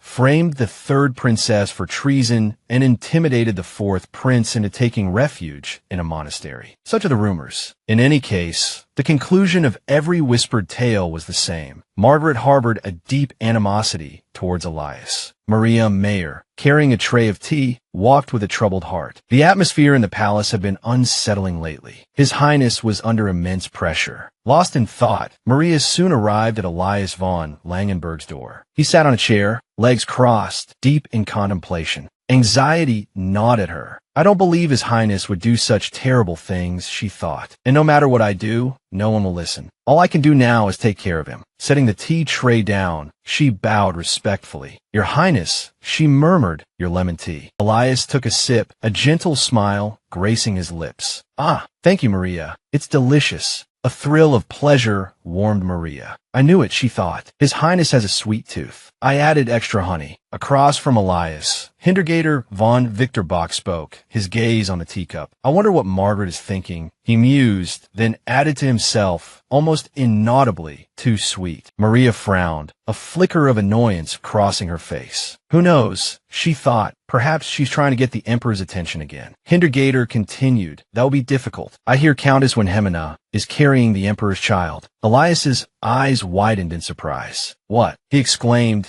Then, regaining his composure, he addressed Hintergater. She's pregnant. You've done well to gather information from the Countess's side. Hintergater puffed up slightly. I'm a Crown Prince's advisor. It's the least I can do. The Emperor would have announced it sooner or later anyway. Elias sighed, a troubled expression settling on his face. His thoughts in turmoil, he murmured, I can't believe I'm going to have a sibling at my age. Hintergater, sensing Elias's distress, replied, indeed. The Emperor himself will certainly not remain silent. And Margaret, she's already a headache. He pictured the Emperor's cold, impassive face. Elias von Langenberg abruptly raised a hand to his forehead, sighing softly before saying in exasperation, soon enough, he'll bring back a new empress. It's a bit much, even for a nuisance like him. She glanced at Maria Mayer and warned in a low voice, Liz, be careful what you say. The words startled Maria, who clutched her tray, thinking, oh dear, I've been eavesdropping. Quickly regaining her composure, Maria hurried out and closed the door. The other woman, her suspicion piqued, asked, Liz, that maid Maria Mayer, is it? You actually care about her? Elias flushed crimson at the mention of Maria. Some of his tea sloshed over the rim of his cup. What? Care about her? He stammered. Hintergator von Victor Bach said seriously, I heard it from the knights. The ones in her retinue, square-ties Michael, Louise, and Henry. You didn't dismiss her immediately, nor did you order her to leave us alone. That's not like you. Elias stammered, that's... Seeing his reaction, Hintergator, now certain of his interest in Maria, voiced her suspicions. We still haven't cleared her of being a spy. Do you really believe that childhood friend story? Elias responded calmly. Not long ago, you were encouraging me to marry her. Hintergator pouted. That was then. I didn't think that Maid was actually the Grand Duke's spy. I just wanted to tease you. Elias lifted his teacup. Anyway, he said seriously, a canes ended with him not attending the ceremony, didn't it? He looked disappointedly at his teacup. Yes, he said. I thought I could figure out Maria's identity there. How embarrassing. He tried to pour more tea, but the pot was empty. All gone. He murmured, surprising himself. Hintergator thought irritably. He doesn't look disappointed at all, does he? Who's the fool here? Suddenly, she said curtly, my husband will be attending a canes this time. I'll take care of it. Elias asked, puzzled, you will. Hintergator gestured with her hand. I'm just doing my job as your advisor, she replied calmly. He lowered his head and said coldly, understood. Hintergator looked at him, thinking, oh dear, he really is soft-hearted, even when treason by royalty means death. The third princess's punishment was just for political expediency. The fourth prince's attempted assassination of Elias ended with him being sent to a monastery. It all happened because this idiot is soft, even though I could effectively use those false rumors. The fifth prince, who had no support whatsoever, was even mocked by nobles who didn't know his name. It's better than those sneering faces. That's what I thought at the time. The words and images of square-ties Michael, Louise, and Henry flashed through her mind. Lover, Empress, our side. She's too good and too careless to be a spy. She remarked, every subordinate is as soft as their master. Well then, I have no choice but to play the villain. Elsewhere, a woman with a sly smile greeted Elias. It's been a while, hasn't it? Hearing the familiar voice, Elias turned his head. A chill touched his tone as he replied, yes, it has been some time. I trust you've been managing things well, without causing any trouble. Empress Margaret asked, fanning herself with a subtle smile. Trouble? Are you teasing me? She added, thinking to herself,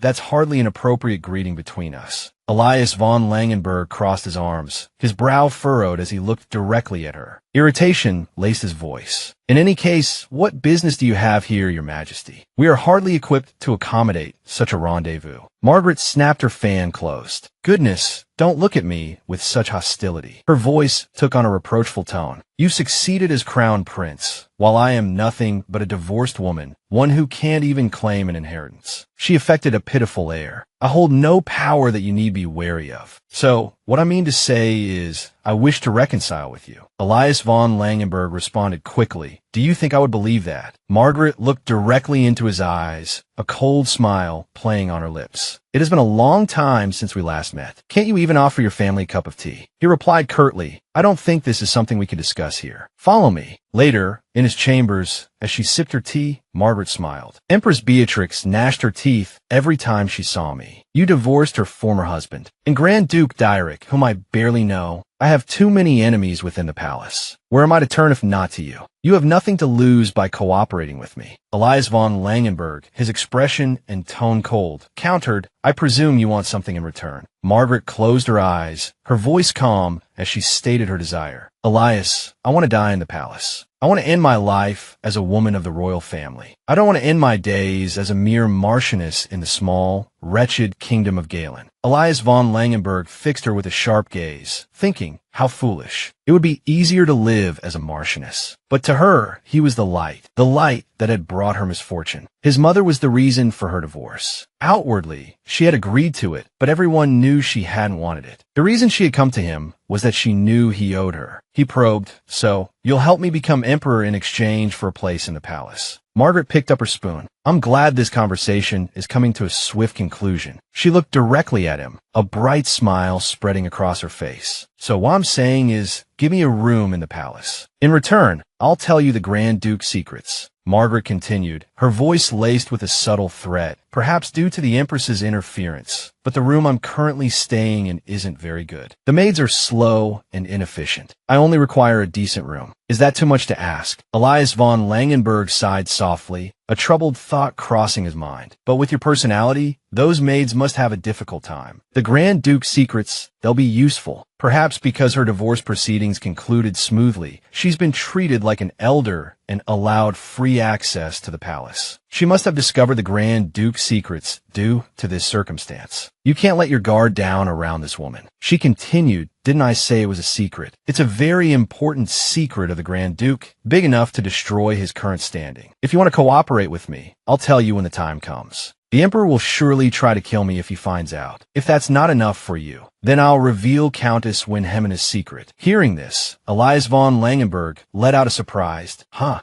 Margaret, seeing Elias von Langenberg's expression, couldn't help but continue with amusement. Is the Count's child really the Emperor's? What kind of talent does that old man have? As she spoke, the sly smile on her lips widened. I know everything, if it's about that woman. Margaret's words surprised Elias. She could find information even Victor Bach couldn't. He asked suspiciously, did you plant a spy in the Count's faction? She widened her eyes slyly and continued, the current Empress doesn't suit me, but the Countess is different. I've been observing her for a long time. You may not know this, but that woman has longed for great power for a long time, Margaret asked, rubbing her finger around the rim of her teacup. So, is it good enough to give me a room yet? Elias von Langenberg lowered his head in contemplation. If I can keep an eye on the Countess, things will change. And if Margaret resides in my palace, it will be much easier to monitor her. He looked at her and coldly replied, all right, I'll give you the room you want. His agreement visibly pleased her. She covered her mouth with her hand, feigning shyness. Good decision. So can I choose my own maid? He sighed and said, do as you please. And for that, Elias would come to deeply regret his decision. He told her to choose Maria. Someone cried out in surprise. It turned out Elias von Langenberg was speaking with Henry. Henry anxiously bowed his head and replied, yes, your highness. The confirmation startled Elias. I can't leave Maria alone with that old woman. He quickly ordered, tell her to send Maria back. I can't let her stay with her. She's my maid. Henry quickly cautioned, your highness, if you bring that maid back, it will attract her attention. It's possible she came here just to trap you. Elias, ignoring this and sounding almost frantic, said, but if Margaret loses her temper, she won't hesitate. He suddenly stopped. Adele's words suddenly echoed in his mind. I won't say anything about you caring for that maid, but only act when there's a reason. He pointed at Square-Tie's Michael and sternly ordered, Michael, go check what's happening. Report the situation to me. I'll act according to the situation. Michael immediately replied, yes, sir. At Margaret's residence, Maria Mayer arranged flowers, thinking to herself, doesn't everyone say working under that lady will turn into a disaster? At first, I was a little scared, but so far, she's been quite bearable. Suddenly remembering something, Maria Mayer glanced up at the ceiling, a flicker of doubt in her thoughts. Could it be because of my ghost skill? A sudden crash, followed by Margaret's furious shouts, startled her. Of course, I'm the only one who thinks that, she thought to herself. Margaret, meanwhile, was pointing a furious finger and yelling, all three of you get out. I don't want to see any of you. Before her stood three servants, one tidying clothes, another collecting dishes, and the third sweeping the floor. Maria Mayer, the fourth servant, was arranging flowers. She glanced at the other three and thought, she's kicking them out again today. Maria's gaze drifted to Margaret, who sat on the bed, drinking wine from a golden goblet. She sighed inwardly. She always loses her temper when she's drunk. Margaret drained the goblet and slammed it down. Then she lay down and promptly fell asleep. Maria sighed again, a pang of longing in her heart. I miss working for His Highness, she thought wistfully. I was close to the knights, too. It was so much fun.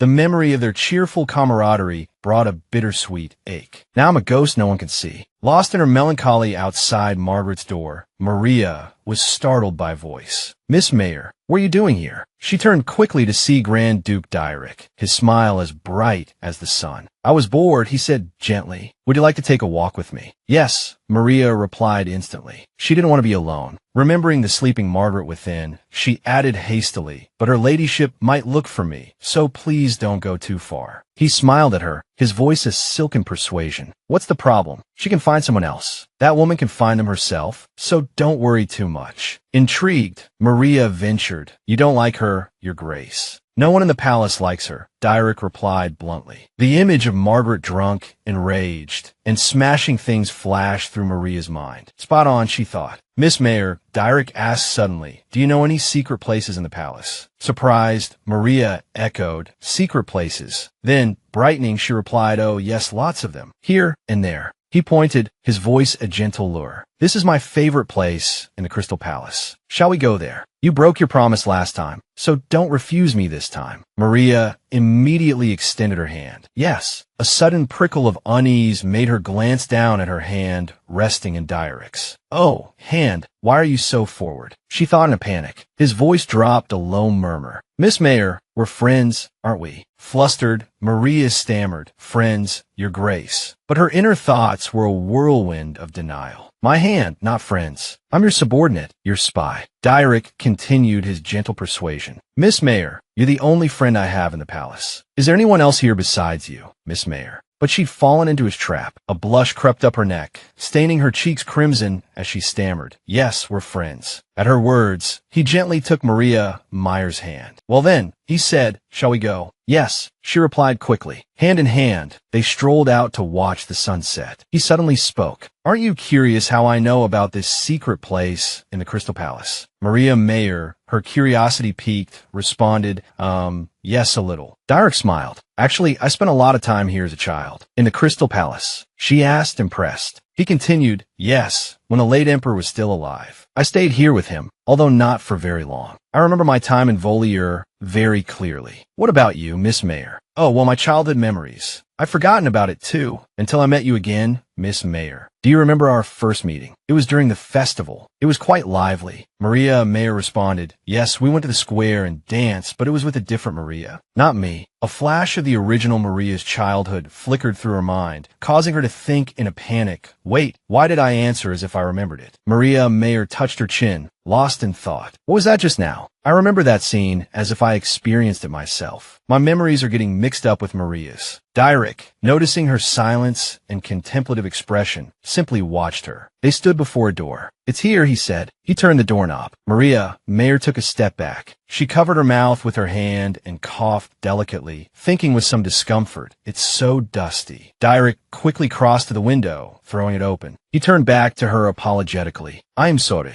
It's been a long time since anyone's been in this room. A thick layer of dust coated the window frame and curtains. This is a very old place, Dyrek continued, but it was once very beautiful. Maria, taking in the interior and the stunning view beyond, breathed. There's even a fountain. It's wonderful. Did you used to live here? No, he replied. This is where I used to hide when I didn't want to study. It's secluded. Almost no one came here but me. He paused, a wistful look in his eyes as he recalled his younger self discovering the hidden room. Maria Mayer, sensing a touch of sadness in his voice and the faraway look in his eyes, thought, I'm guessing this place holds a lot of memories. It must be sad to see it like this. She spoke impulsively. Your Highness, would you like me to clean this place up? He looked at her, surprised. Huh. Maria Mayer puffed out her chest confidently. Cleaning is my specialty, and if I clean this place, I'm sure it'll look even better. He chuckled softly. I didn't bring you here to work. Maria Mayer knew he didn't want her to go to any trouble, but she wanted to see him happy. She began to lay on the charm. I'm curious to see how beautiful this room can be, like how you remember it. Wouldn't you like to turn back time? Seeing Maria's insistence, Dyrek finally wavered. He glanced at her and said, so, we should, huh? His words were barely out before 2 buckets of water and a mop materialized. They both dove into cleaning. Dyrek took charge of sweeping with a small broom, but his overzealous efforts sent dust flying, earning him a fit of coughing. Maria, watching from nearby, found the sight rather amusing. Once the sweeping was done, they began rehanging the curtains. Dyrek suddenly spoke. Let's stop here for today. He gazed at the gleaming results of their combined efforts. Maria Mayer, beside him, exclaimed in admiration, I knew this place was beautiful. I can imagine your Grace's childhood here. You must have been adorable as a child, right? The late Emperor and Empress must have treasured you.